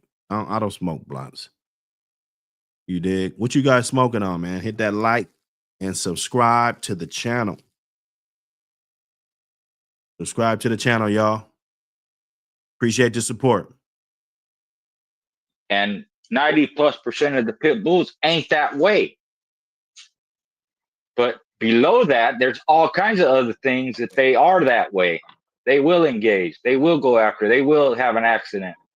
They will kill your neighbor's hog or your pet cat, or, you know, you got birds or whatever, pets and shit. They go after them. Don't trust them. Yeah. 100% like that. It's not making you a bad person, or you don't. People take it as if, oh, I can't trust this dog. You shouldn't trust any dog. My wife is a perfect example. She started messing with me, and I had these dogs, and she would go back there and give them table scraps and pet them. Oh, they're so sweet. And then one day I'm taking a nap in the den, and here she come beating on the door. They're loose. Somebody got loose. I take my time and get up. She run back outside because it's one of her little favorite dogs. And then when she seen that dog get busy, she was just like, oh, my God, I would have never thought. Yeah, that same little dude you be giving gravy to and shit, he's about that. He's a serious dog. And now you got a different respect for it once you see it. And a lot of y'all haven't seen it, but when you see it, you're going to have a level of respect for it. And the tree huggers got to know that. At any given time, these dogs can get loose and get to each other and cause some type of damage. You know? Then the cops pull up.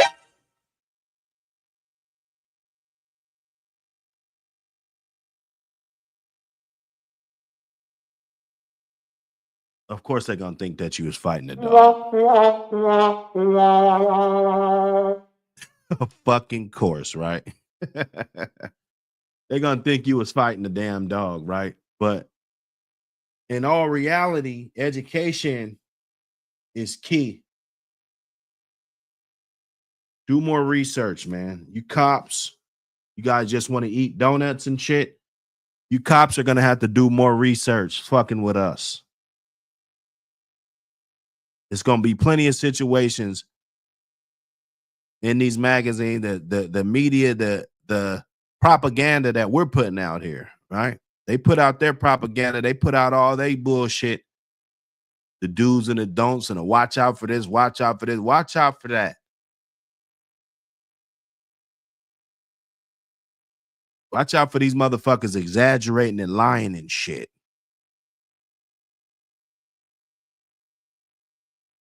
Somebody's going to be smart and do a yard video today.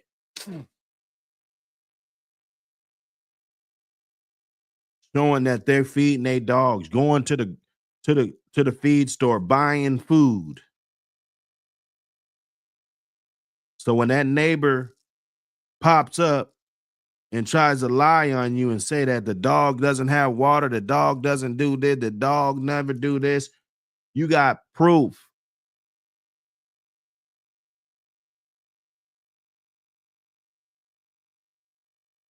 Covering your ass has never been more prevalent and important in these dogs than it is now, because we got guys that, 2025 is going to be a rough year. 2024, we took a lot of losses, bruh.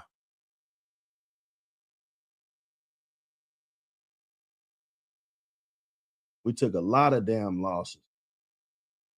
A lot of good yards got snatched, y'all.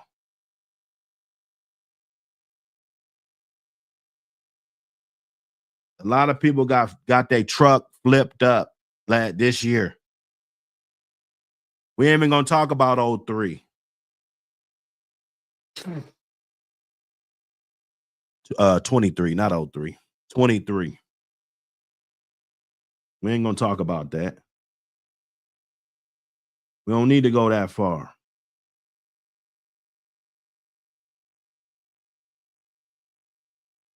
Oh, Jessica, you know, I try to come with it. I try to come with it. You know, this channel, we try to keep it transparent. You know, I wake up, you know, I might not have nothing on my mind. I might just want to vent. I might just want to get up on here and vent.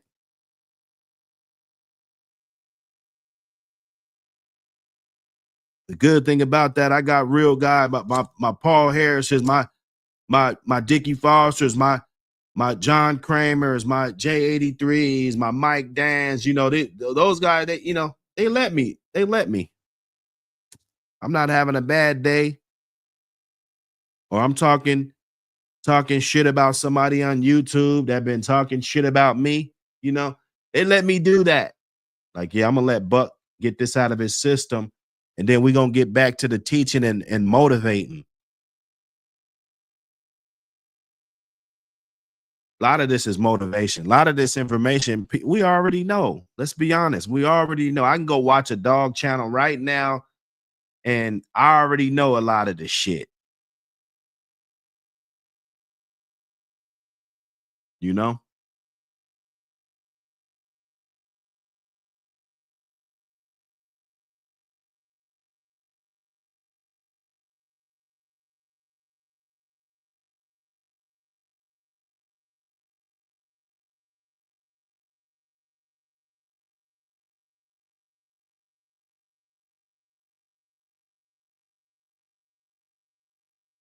Yeah, and that's the smart thing, Vernon Starr. Straight up.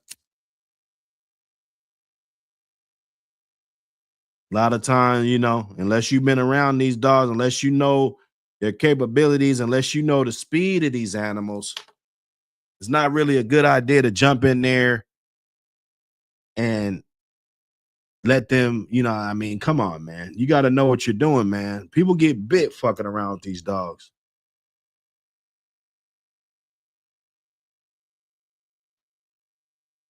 If you ain't never been bit, shit, you ain't no dog, man.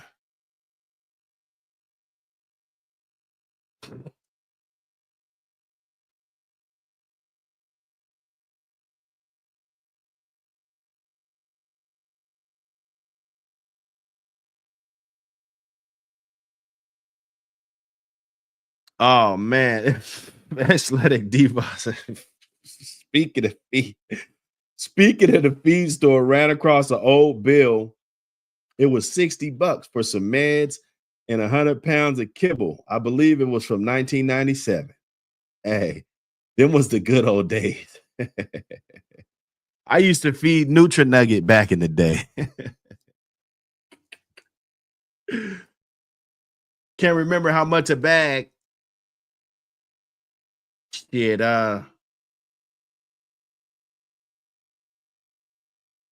let's say 4 years ago. Let's say 5 years ago. That Tractor Supply brand, that Retriever brand, that shit was like $17, $18.99, $16.99, $19.99. They thought they was getting sassy. They had it for $19.99, 55-pound bags. 55-pound bags, man. And people will say, oh, that ain't the best feed. It's not. It's not the best feed, but it's going to do the fucking job. And if you let's say you grab 3 bags of that, and then you go get a couple bags of the sport mix, and you know what I'm saying? And you do what it do. You do what it do. You keep the dogs cleaned out. That's going to be the big thing for you right there.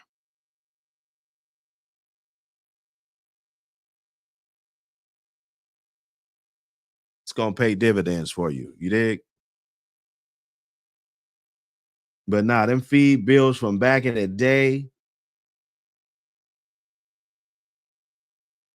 Yeah. Now make it do what it do. Hey, I'm telling you, make that shit do what it do, bro. You know, and motherfucker. Shit. When I bring my dog like Casino Life, take all the ribbons out that bitch. Come on, man. You know, they ain't gonna ask me, hey, what are you feeding? They don't know what I'm feeding. They don't know what I'm feeding. Shit.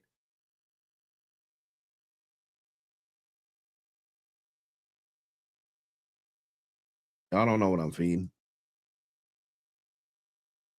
Y'all don't know what I'm feeding.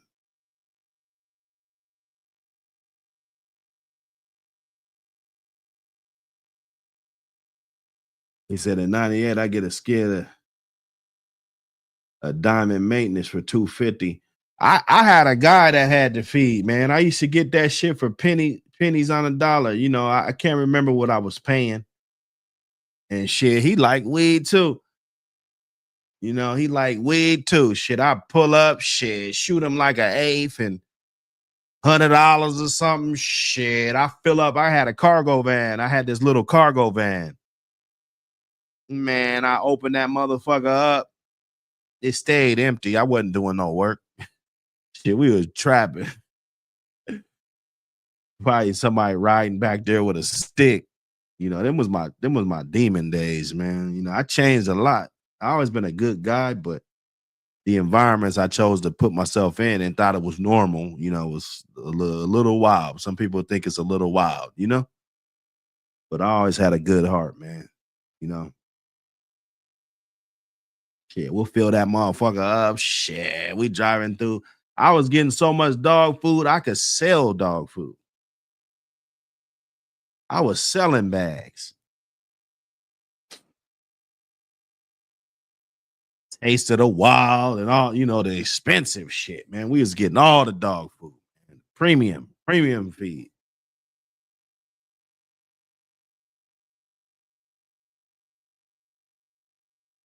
It was them good days, man. Good days. Smack that like button. Smack that like button.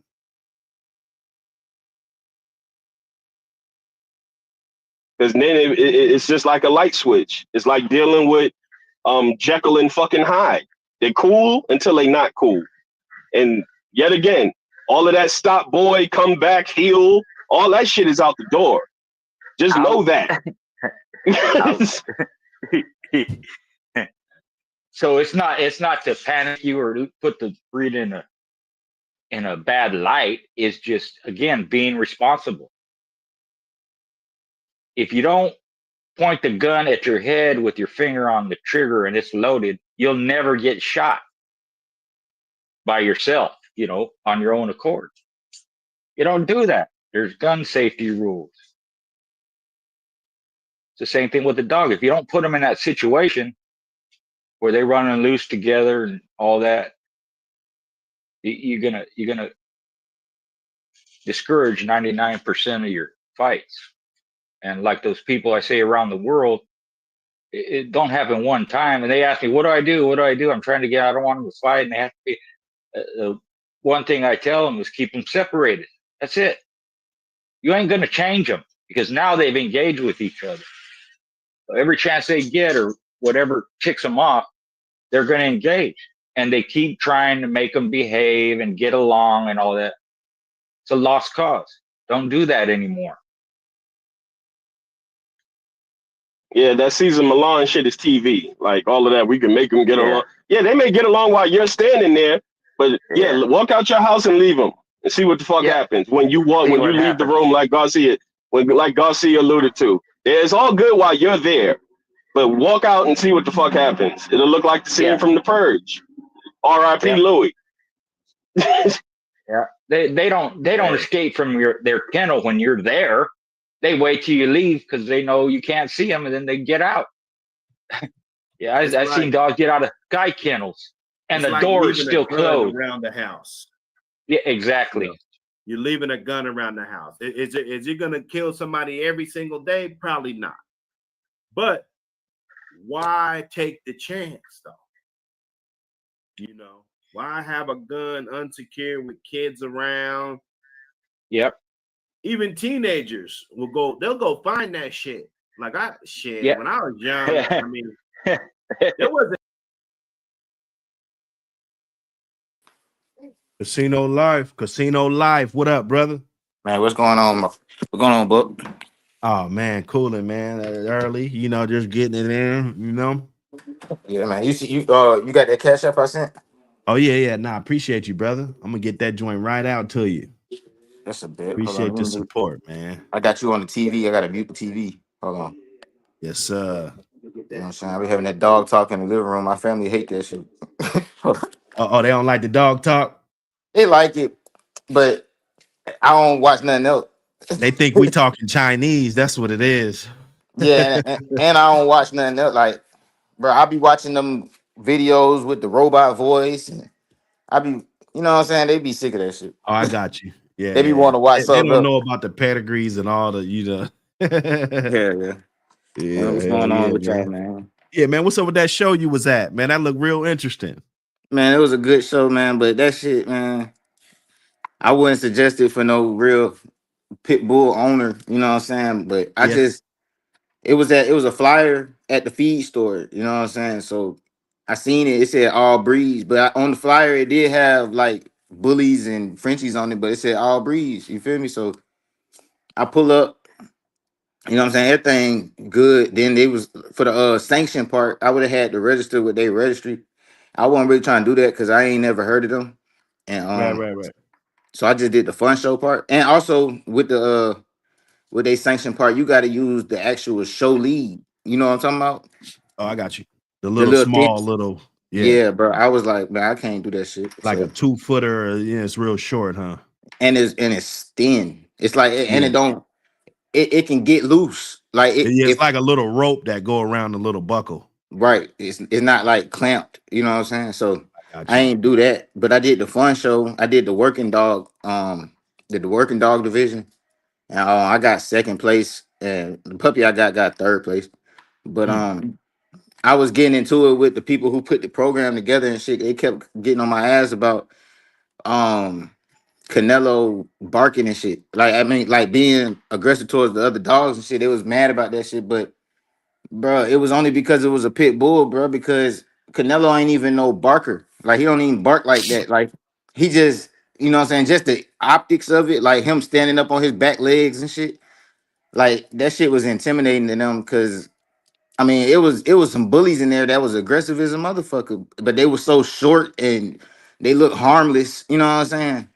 That they ignore that shit, but they see a pit bull doing the same shit. Bro, they got problems and shit. They whispering to each other. So it came to the part where we're doing the working dogs. And bro, I honestly believe I got second place because of the behavior. Yeah. You know what I mean? Like it was obviously the behavior because I lost to a Doberman, but the Doberman had scar, like it had damage all on his back legs and shit. Like it wasn't, in my opinion, it wasn't no premium Doberman. You know what I mean? Like it was just a regular Doberman, and I just felt But like nothing special at all. it wasn't nothing special at all. And I just felt Yeah. like, based off of how they was treating me, like they was approaching me saying shit like, make sure that dog don't bite nobody. Make sure that dog don't like. I'm like, bro, you think that's what I came here to do? You think I came here to make sure the dog bites somebody? Like, I don't know, Yeah. bro. They just was tripping. But yeah, the Doberman, it wasn't like a top Doberman. Like it wasn't. It just I just felt like they would have gave that shit to anybody. They didn't want me to get first place at their show. That's how I felt, bro. Because I mean, people was talking to me, bro, like the whole time. Like I got great networking. It was good networking. Shout out to everybody I chopped it up with. But you know, people was liking the pit. You know what I'm saying? The people, you feel me? But the people who put together the show, it was like some middle aged black ladies, and they was like on some Karen shit. Like, Hey, Vernon Starr said it, man. Them bullies bite more than the pits. Shit, you ain't lying, bro. man, my Them dog did bullies, never. I done seen some bullies, bro. And I'm telling you, what's on their mind is something different, bro. I'm telling Man, you. they had the first little thing happened. It was a XL bully. I'm talking about that motherfucker looked like it was about 150. You know what I'm Woo, saying? woo. That motherfucker had red eyes, bro. That shit. It seen Canelo. That motherfucker started running up, but it started dragging the lady. But then it just stopped itself. It stopped itself. But that whole situation, I was the bad guy. Then I was walking through. It was a dude. He had his shit set up. He had all his little exotic bullies in a cage. I'm walking by. As soon as I walked by, all of them went crazy. They shaking the cage. They all going crazy. So my dog looked back. He looking at him like, and I'm the bad guy. You see what I'm saying? Like anything happened, I'm the bad guy, bro. And I just wasn't feeling that shit. And they was vocal about it. You know what I mean? So I wouldn't go back to that shit. I'm gonna stick to the APBT shows. Or I mean, I might try like the UKC. I don't know. But I mean that shit, I ain't like that shit. It's too docile. It was too docile, bro. Like Yeah. I'm used to where I gotta walk far away to talk on the phone. You know what I'm saying? Like it was quiet.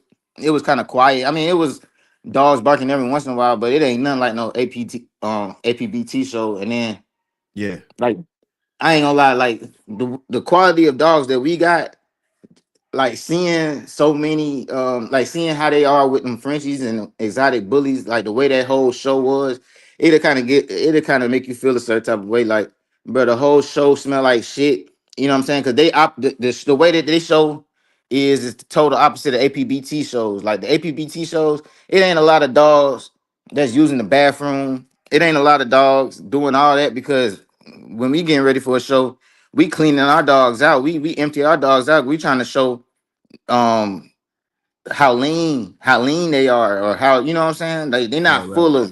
they're not full of food. You know what I mean? Yeah. When we go into the show, they at that show, it's like they stuff them with food. Like it's like they overfeed them for the show.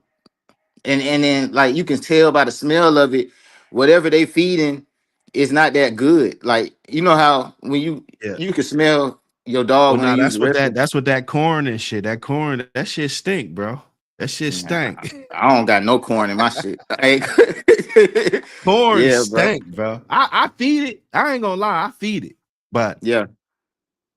It that probably was shit because stink. it was You so gotta many. come with the consequences of that. Yeah, and it was indoors. That's probably what it was too. We was indoors. You know what I mean? Right. But it was this one lady. I don't know her name, but if you ever watch the dog shows that be on TV, and they be having like that blue carpet or that purple carpet, you know what I'm talking about? Yeah, yeah. It's a Exactly. it's a lady. It's a lady who be at those shit. She was at the show.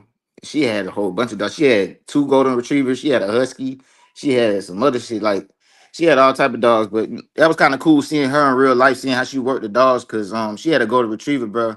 She had it sitting on a table, bro. Like just a regular table. It sat on the table the whole show, bro. No matter what you do, you could walk right close up to the dog. You could anything you do, bro. That dog never left that table, and that was kind of cool to see. You know what I'm saying? So it was a pros and cons to my experience, but overall, I wouldn't go back. You know what I mean? Yeah. Yeah, I hear but it you. was I it hear was you. cool. Now you still getting you left with some hardware. That was good, you know. Yeah, yeah, they couldn't deny it, bro. Like it was too. I was getting all the positive and negative attention because I was the only nigga with a pit bull. To be honest, it wasn't nobody Yeah. else with no pit bull. So it was some people talking to me like they had. It was a couple dudes who had the type of pit bulls we got. You know what I'm saying? And we was chopping it up. He got bullies too. So what I realized is like a lot of people be having pit bulls and then they'll have bullies and Frenchies for the money purposes. Right, right. But then they got the pit bulls at the house. Like he said, he don't sell pit bulls, but he sell bullies. You know what I'm saying? So I Right, I right, I, right. I, I met some good people. It Now, I ain't wasn't a gonna lie, waste. man. If I would have had a bully or two, I mean, I ain't, trying to tell a motherfucker how to evade the law and do this shit. But if I would have had a bully, hypothetically speaking, Mhm. that dog is a less scrutinized. Like they're not gonna think you dog fighting if you got the Yeah. bully. You hmm see what I'm saying? hmm Because it's like an exotic, special kind of looking dog. Yeah. Our dogs, even though they special to us, like just a regular red nose or a regular buckskin with a black mask or something, you know, that is so regular to the other world, you know. Man, I So agree with you're you. looking at it like if you got that, that's like a utility. It's like a Carhartt coat. You know what I'm saying? It's regular. It's the shit. It do all the shit. It's warm, tough, lasts for years, but it's regular. Yeah. You know, Yeah. I see like what you're that saying. baited ape shit. That would be like one of them exotic bullies or something. You know, baited But ape I ain't jacket. gonna lie. I ain't gonna lie, bro. I'm gonna tell you some real shit. It feel like I agree with what you're saying, but bro, when you go to the show where they got them dogs, bro, you'll realize that them dogs is the Carhartt jackets and the pit bulls is the exotic shit. Once because them shits then got so popular that they see them shits all the fucking time. Like that shit ain't no like, bro. Right. I I got was you. looking around. I was looking around I the whole got show, you. bro. I got approached more than anybody. Like no cap, Right. Now because they saw everybody got the that same dog because shit. he's gunned up. They all these other dogs is fat and people saying they buff, Right. but your shit is really gunned the fuck up. That's a Exactly. yeah. I see. I And see then what the you mean. people, and yeah, they like, bro, I got so much contacts, bro. Like, I was looking around the whole show. I was there from the beginning, bro. Nobody got approached more than me, bro. Real talk. Like, ain't nobody get approached more than me because I had a dog that nobody else had. Like, everybody else had the same shit, basically, you know. But you know what I mean? So I say, bro, the way I look at it, bro, it was a dude told me, he was like, man, I feel like the pit bull's gonna come back, bro. Because he was like, he was just there with one of his friends. He was like, he liked the pit bulls over these shits all day. He was like, he was just telling, he was like, the pit bull's gonna come back because when you actually be around them people, bro, them folks, like, they not as hype about them dogs as they used to be, bro. They not as hype about them dogs as they used to be. I mean, they still got them, but bro, it's just something about that pit bull, bro. I'm telling you, it's gonna make a comeback, man. The pit bull is gonna make a little comeback because they realizing them dogs ain't really good for much. Like they out of shape. They got low life expectancies, and then what we got to do on our end is when they try to start coming back, we can't be letting you can't let them get these dogs for cheap no more. You know what I'm saying? We got to up the price Right. on these dogs. You know what I'm saying? Because Yeah. I told a couple Set people. the bar. Yeah. Yeah, I told them like they was asking me about how much a puppy and all that. Bro, my prices was probably the same as theirs would have been. You know what I'm saying? And they ain't Right. got no For real. choice but to respect that shit. Like I'd be like, Well, shit, nigga. they stood on business when it was about the pricing. That's what I'm We saying. can't disagree about that. Now everybody might not have the quality and the function ability, and the dogs might die early. But when Mm-hmm. it came to that price and them exotic ass dogs that they didn't know shit about, they Mm-hmm. stood on business and they came up. Some of them, some of And them. that's what we got to do when they come back around, bro. Because that's what man, them dudes, man, them dogs, man. Them I don't. I mean, as once the money already. Bro, niggas not paying $30,000 for no Frenchies no more, bro. Like I don't give a fuck what nobody say, bro. I know, nigga, I can get you a Frenchie right now for 4,500. You know what I'm saying? It's gonna look Right. good. Them prices is dropping, and once they go start doing that, and the same thing like we talking about the prices of dog food, and when you dealing with them dogs, the prices is higher than what we got going on because them dogs ain't even physically up to par. Like they be having to get C-sections all the time. They be having to But do yeah, artificial. I mean, let's be honest. That shit, like the Frenchies, they used to be really nice because you didn't see them all the time. Mm-hmm. You know what I'm saying? Mm-hmm. Like now, they're so common, it's ridiculous. Yeah, that shit It's coming, like man. it's ridiculous. And even those Merle dogs, like remember that Merle when that shit first hit? Mm-hmm. I seen a Merle. Everything was Merle at the show. Every Bruh, nigga, it it's wasn't nothing so special many about nothing Merles Merle. now. It wasn't nothing special about no Anybody Merle at can the have show. a Merle, bro. Man, everybody got a Merle, I and it saw ain't nothing. a smoker in the hood had a Merle. That's what I'm Like saying. when it But gets in those hands, that's that's what I'm bro, that saying. It shit done is switched. ass Like, bottom now. like, look at what you're saying. You'll see a smoker in the You hood with a see a Merle, smoker in the hood but with a Merle, bro. you won't see a smoker in the hood with a certified pedigreed up Right. game A dog. nice, let's say You a ain't gonna nice Jeep dog or something that's Jeep bred like a dog, yeah. motherfucker. You ain't gonna see that. That's what I'm saying. One of them black mamba motherfuckers or something. You know what I'm saying? You ain't gonna see that. That's bred up good as fuck. Man, we taking Yeah. care. We in our community, we taking care of our dogs, like keeping them in the right hands, and you know what I'm saying. We doing that a little bit better than we think. You know what I'm saying? Because Yeah. like you said, bro, you'll see a homeless man with a Merle. You ain't gonna see no homeless man with no Well, we shirt. always under the fire and the scrutiny and so it only forces us to kind of morph into what's the We get greatest blamed shit. for the. We We get don't give blamed for a ourselves lot of enough credit though. We don't. We don't give exactly. ourselves enough credit. But that's why I was glad I went to that show because it showed me how Like much even credit. them motherfuckers, if they want to learn better about dogs and they want to learn how this shit's supposed to be and the standard, they need this book too. You Yeah. know, them Frenchie motherfuckers, them Doberman motherfuckers, they need this motherfucker because this is Mhm. the grandfather of all breeds, the Mhm. APBT. Yep, I said that shit to them at the show too, cause I was like, man, I ain't gonna lie, I spazzed, bro. I ain't gonna lie, my girl had to pull me, like, nigga, I had me a Denzel Washington and Training Day moment at the end, dog. I ain't gonna lie, nigga. I was like, y'all got them judging this dog. This dog started all this shit. I went off and then I left. I Yeah, walked out. We stormed out that motherfucker because they was really tripping, bro. Like I don't want to get into all like because I like to be peaceful, bro. But they was really trying me, bro. I spazzed, bro. I ain't gonna lie, I spazzed. So I can't go back. I can't go back. If I wanted to go back, I couldn't go back probably. yeah, yeah, They was just picking on me, man. You know, you keep picking on me, bro. I'm gonna got there. I might snap, bro. Like, you know what I'm saying? I ain't put my hands on nobody. I just got there, made sure everybody heard what I had to say before I walked out that shit. Cause that shit was ridiculous how they was treating me. You know what I mean? Well, even But like these panels like this, like we chopping it up, like the APBT community started that shit on YouTube, you yeah. know? Like, yeah, I see those bully guys, and you got the Cane Corso, and you know what I'm saying, NWA, and you got all these different guys with their programs, taking it to this shit, doing it like this, the format that we do and that Mhm. we came up with, and they wasn't doing that over there. No, they wasn't doing that.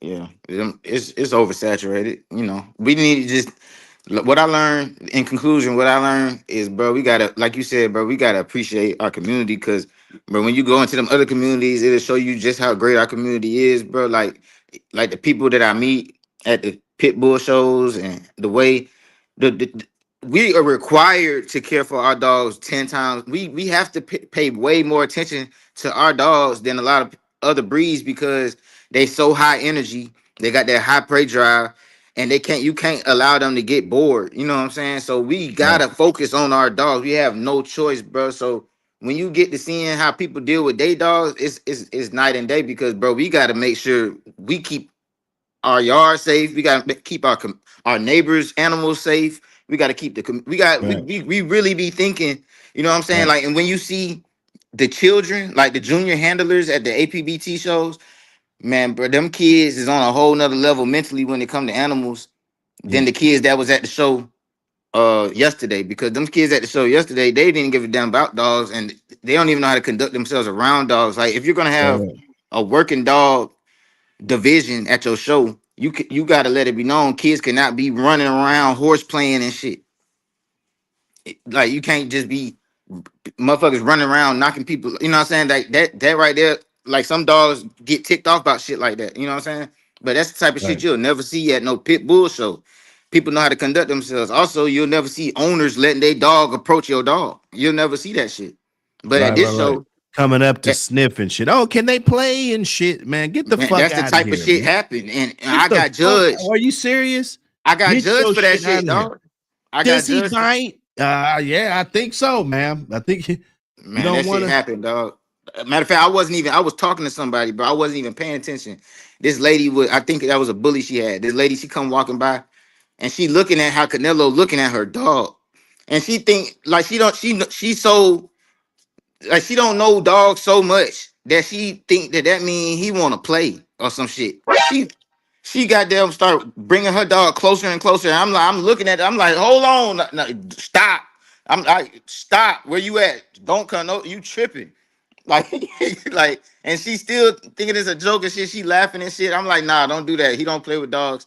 and she's like, oh, okay, and then walk off. You know what I'm saying? Shit like that, bro. You'll never goddamn go through that at no pit bull show. So I'm gonna stay where I'm supposed to be at, man. I'm gonna go around the dogs that I'm supposed to be around and around the owners that understand what we got. I can't be going around. I can't be going around the civilians. Yeah, nah, if you turn your back, somebody be done bumped into you. They got their dog right there. And Bro, you I know, was on edge like the you whole ain't even time. paying attention where you going, brother. Man, I'm on edge the whole time once I seen how careless they were, bro. Man, But yeah, man. But you know, it's a different community, and at the end of the day, I guess I probably shouldn't even be over there. You know what I mean? Like I ain't gonna even go hard on them because that's their shit. I'm gonna just stay where I be at, and they can do their thing. I'll be over here. You know what I'm saying? Because right. I don't want no problems. Hell yeah. No problems. But yeah, man. I just got them hollering at you and shit, man. Oh yeah, nah, man. I'm gonna get that joint out, man. It's a lot of surprises in there, man. You know. I'm gonna make a video. I'll probably do like a little review. I do a review video on YouTube if you want me to, and then Fuck post it. yeah. Hey, all that, man. All that. You know how All we right, I do. got I'm you. gonna promote you, you promote me, man. You know how we I'm gonna do. put it on. I'm gonna put it on TikTok too, cause that's where I'm really popping at. Like my Okay. TikTok is stupid. Like in the last 60 You gotta days, let me know. I ain't hip. You know what I'm saying? You gotta let me know. oh nah, my TikTok nigga, bro, my TikTok I got 1.7. I got 1.7 million views in the last 60 days. Oh yeah, you running it up. Yeah, my TikTok is ridiculous. They trying to pay me and shit. Like I don't even be trying to do what they want me to do because it's gonna change my channel. Like they be wanting me to promote songs and all different type of shit, man. I'm like, man, that song do not match no pit bull. You feel me? I'd rather just have the barking, you know what I mean? But my TikTok viral, like Yeah. I get 100 followers a day on TikTok. Oh, you Real talk. running it up like a Yeah, I'm at motherfucker. 5. I'm almost at 6K. I'm approaching 6K. But I'm You only been doing this shit for like 60 days. run that shit up. Run Yeah, that yeah. shit up. Shit, let them pay you. Fuck it. You know? No, they could pay me, but I'm not. They gonna pay me because I'm getting views, not because Yeah, I'm yeah, doing yeah. some shit they telling me to do. Like Exactly. they like go live for 20 minutes and talk about this, and we'll pay you, nigga. No, hell no, I'm not going live on TikTok for 20 minutes and talk about some shit y'all want me to talk about. Like So it's shit like that. TikTok. Okay, I might need to dip my head over there, man. You Matter know? of fact, I got a you know them little them collars that they what's them collars like them tracking collars when they go hunting them, Yeah. where Yeah. you can track your dog. It's a company on TikTok that is they gonna send me a free one just to review on TikTok because I got so much influence on my page for dogs. That's filthy. Yeah, That's yeah, filthy. man. So yeah, TikTok, man. Y'all tap in my TikTok. It's Casino Life Prayers on TikTok. That's it. Yeah, I'm gonna tap in. I'm gonna For definitely sure. tap in. I got it. But you gotta make an account though. I ain't got no account. I'm gonna Oh, make but you could one. look. You could probably just look. Well, I don't know. I don't know Send it how it to works. me. Just send it to I'm me. gonna send it. I'm gonna send it to you. That's Yeah, the send best. it on the back street. Yeah. I bet. Salute, man. You want me to send it on here or text it to you? Yeah, now put it in the chat too. Everybody can check it out. Throw it in the Okay. chat. And I'm saying the stream each chat or Well, do both. Do both. Send it I to bet. me, and then you gotta promote your shit. You know how we do. I bet. I got you. All right, bro. All right, brother. Yeah. Damn, I almost hit the wrong button. Yes, sir. Casino Life Prez. Hey, he been putting in a lot of good work, man. That's what it takes. Burning Star says stick with the ADVA shows. Hey, for sure. Hey, he should have had that Swamper tee on everything, man. He out here too. I gotta put him a package again because he's making extraordinary moves. He's supporting. That's what you want to align yourself with. I'm gonna tell you. I'm gonna tell you in life, you know how you build, you know. Okay, there go the link right there. I'm gonna put it in the I don't know if you guys could get this link. I don't know if it'll pop up, but that's the link for Casino Life Prayers on TikTok.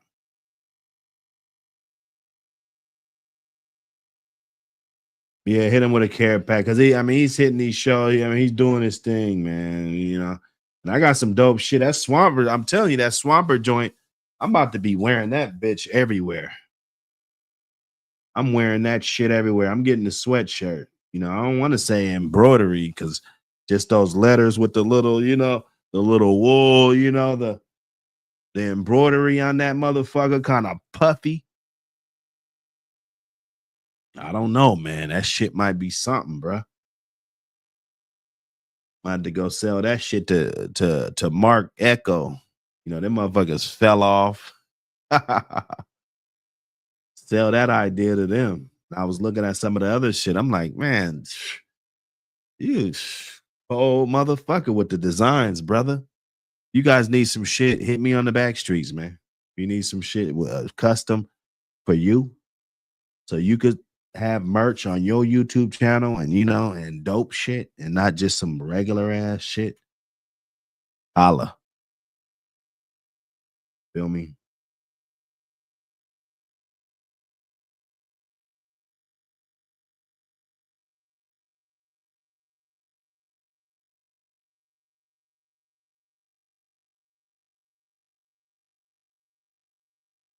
Oh man, Burning Star, damn. Oh yeah. Fuck that. Hey, my Chiefs, I'm out of here, man. I'm out of here. Let me go get my Chiefs in, man. Appreciate everybody that pulled up. You dig? Snacks B, my brother. Trackside, my brother. I'm gonna hit you on the back street, Trackside. Let me see, man. Athletic Divas. Eclectic. Man, why can't I say that? Why can't I fucking say that, man? You make me seem so dyslexic. Damn. MK Nitfit, I see you, brother. I see you. He said he been saying this for years back in the 90s when Dave Wilson and the Razor Edge Dogs hit the scene, at least in New York. I seen 90-pound dogs with zero fat could jump an 8-foot fence and bite like a gator. Mean, and they changed. They got all fat. They got all, because of the genetics, just the muscle, it just couldn't keep up, man. It was too much grifting, too much grifting. Appreciate everybody that pulled up. See y'all on the next one.